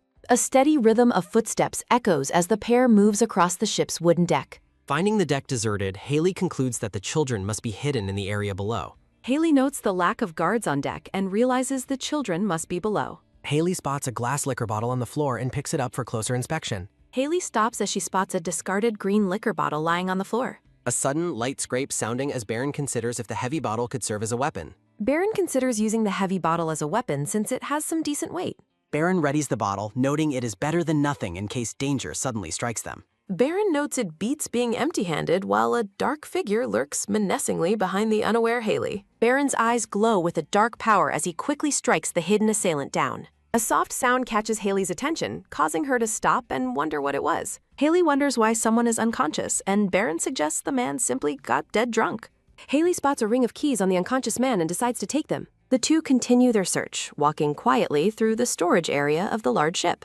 Haley's eyes light up with surprise as she discovers another potentially useful item nearby. A cheerful thought bubble identifies the discovery as a sturdy-looking frying pan. Baron crosses his arms and agrees that the heavy pan makes for a solid weapon. Baron's eyes glint as Haley decides they should take the items just in case. Haley carries her makeshift weapons while Baron continues to silently neutralize guards in the background. While Haley finds a rolling pin, Baron strikes another criminal who lets out a sharp cry. Haley stands ready with her kitchen gear, feeling more prepared for any sudden dangers ahead. Hearing a sniffle, Haley runs toward the sound while Baron tells her to wait up. A faint, heartbreaking cry for help reaches them from behind a set of iron bars. Haley finds the caged children and urgently asks if they are all okay and unharmed.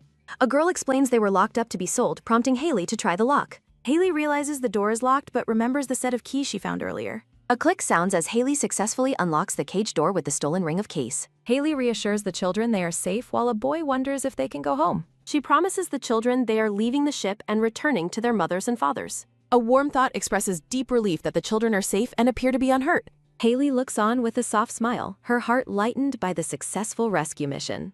A little girl asks for direction, and Haley tells her that she needs to go home. The young girl stares up with large, tear-filled green eyes, holding onto Haley's dress. Haley looks shocked as she realizes this specific scenario feels strangely familiar to her. The sky shifts to a soft purple and orange as the sun begins to rise. Morning light bathes the docks as the large ship sits anchored at the harbor. A quick thud sounds as someone runs across the wooden planks of the busy dock. A child named Peter rushes into his mother's arms as his father looks on happily. The father weeps with joy, telling his son how glad he is that he is safe. Haley and the black-haired boys stand together watching the emotional family reunion at the harbor. Haley and Baron stand at the docks as morning light shines over the harbor. Peter's mother thanks Haley for her bravery, but the blonde girl modestly downplays her contribution. Haley humbly explains she did what anyone should do for the safety of young Peter. Raven and Kamaris approach, with the scholar crediting Haley for the successful rescue of the children. Kamaris and Raven approach Haley, praising her for her incredible achievement in rescuing the children. The father expresses his eternal gratitude to Haley for standing up to the dangerous kidnappers. A local couple promises never to forget Haley's bravery in standing up to the kidnappers. A local couple praises Haley's incredible bravery and offers her free service at their establishment.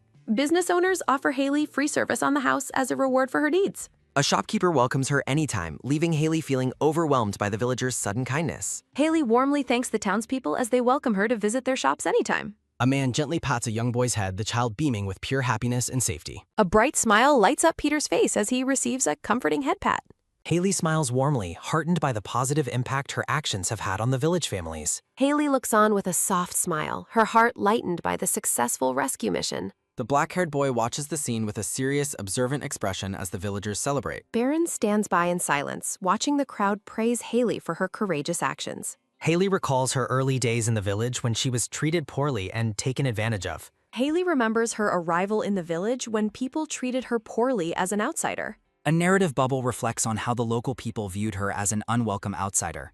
A thought reflects on the past when people treated her coldly as a complete stranger. Haley feels a deep sense of belonging, finally feeling like she is a true part of the community. Haley looks at the town, finally feeling like she is truly part of the village. Haley turns her gaze toward the children, considering the next steps for those still with them. Her blue eyes sharpen with focus as she notices a new problem among the kids. Haley looks down at the remaining kids, wondering what she should do with all of them. Distressed children look on with wide, tearful eyes as Haley wonders what to do now. She looks over her shoulder, pondering the logistical challenge of caring for so many rescued children. Haley looks at the large group, wondering how she will manage with all of them. A green-haired woman named Linda thanks Haley and explains that the kidnappers will face justice. Linda from the local office thanks Haley and explains that the kidnappers will be punished. Linda explains that while some go home, others have nowhere to go until an orphanage is ready. Linda explains that while some go home, others have no obvious place to go today. Haley is shocked when Linda suggests they must find a temporary place for the children to stay. Linda says they must find a temporary shelter, leaving a surprised Haley shocked by the news. Haley argues against a random location, but Linda explains that local inns have already refused them. Haley protests the lack of a plan as Linda notes the orphans have nowhere to sleep. A young girl and a blonde boy look on with wide, hopeful eyes at the adults' discussion. A small, light-haired girl smiles brightly while the other orphans remain quiet and weary. The little girl with green eyes looks down sadly, her expression filled with uncertainty and fear. A young girl with messy brown hair looks down, her face marked by great exhaustion. Haley recalls the day she first took Baron to an orphanage and then changed her mind. Remembering the cruel treatment at the orphanage, Haley recalls deciding to take responsibility for Baron. Haley worries that she realistically cannot raise all these children on her own. Clenching her fist, Haley prepares to make a final decision as Baron looks on silently. Haley speaks up with firm resolve, announcing her plan to take care of the children. Baron is completely shocked when Haley says she would rather keep the orphans with her. A sense of chaotic uncertainty follows Haley's sudden and impulsive decision to bring everyone home. Night falls over the quiet seaside cabin as Baron lets out a weary, tired sigh. Baron sits awake on the bed, unable to sleep due to the crowded room's smell. He acknowledges the children's exhaustion after being locked up for so long without washing. Baron looks at Haley sleeping soundly, finding it incredible that she can rest in this. Haley remains deep in slumber, her face appearing peaceful as she rests among the group. Baron thinks to himself that Haley looks quite pretty when she is fast asleep too. Baron wonders how she survives being so kind and pretty, having stopped her giving away his bed. Baron worries they cannot even feed themselves, let alone a house full of unplanned-for orphans. He looks over the sleeping orphans, his mind filled with suspicion about their true identities. He considers the danger that a spy for the kidnappers could be hidden among them. A dark-haired child sleeps quietly, her presence unsettling the watchful and suspicious young boy. The orphans sleep fitfully on the floor, with one girl crying out for her mother. Overwhelmed by his suspicious thoughts, Baron decides to get some air to clear his head. The dark-haired child calls Baron a brat and asks if he is sneaking out of bed. The child demands that Baron move so they can sleep next to the big sister instead. The child finds it unfair that Baron gets to monopolize the bed next to Haley. Baron is infuriated by the girl's blatant shamelessness and her obvious interest in his sister. Glaring with a dark aura, Baron flatly refuses to give up his spot to the newcomer. The child smirks and calls him stingy, noting that Haley is not his real sister. Baron returns to bed, resolving to stay on guard and not let his guard down. Morning light bathes the small house as the sun begins to rise over the sea. Eager eating sounds fill the air as the children devour their breakfast bowls with gusto. A sudden rhythmic clink sounding as Haley cooks, worrying about the dwindling food supply. Haley worries about the meager food supply and promises to find more while asking for patience. Chibi Baron tugs on Haley's apron, seeking her attention while she works in the kitchen. Baron tugs on Haley's apron for attention, and she responds with a gentle, questioning look. Baron tries to share his bowl with her, but Haley insists he eats his own portion. Baron attempts to share his soup with Haley, but she tells him to keep his portion. With a bright, happy smile, Baron offers his food anyway, eager to care for her.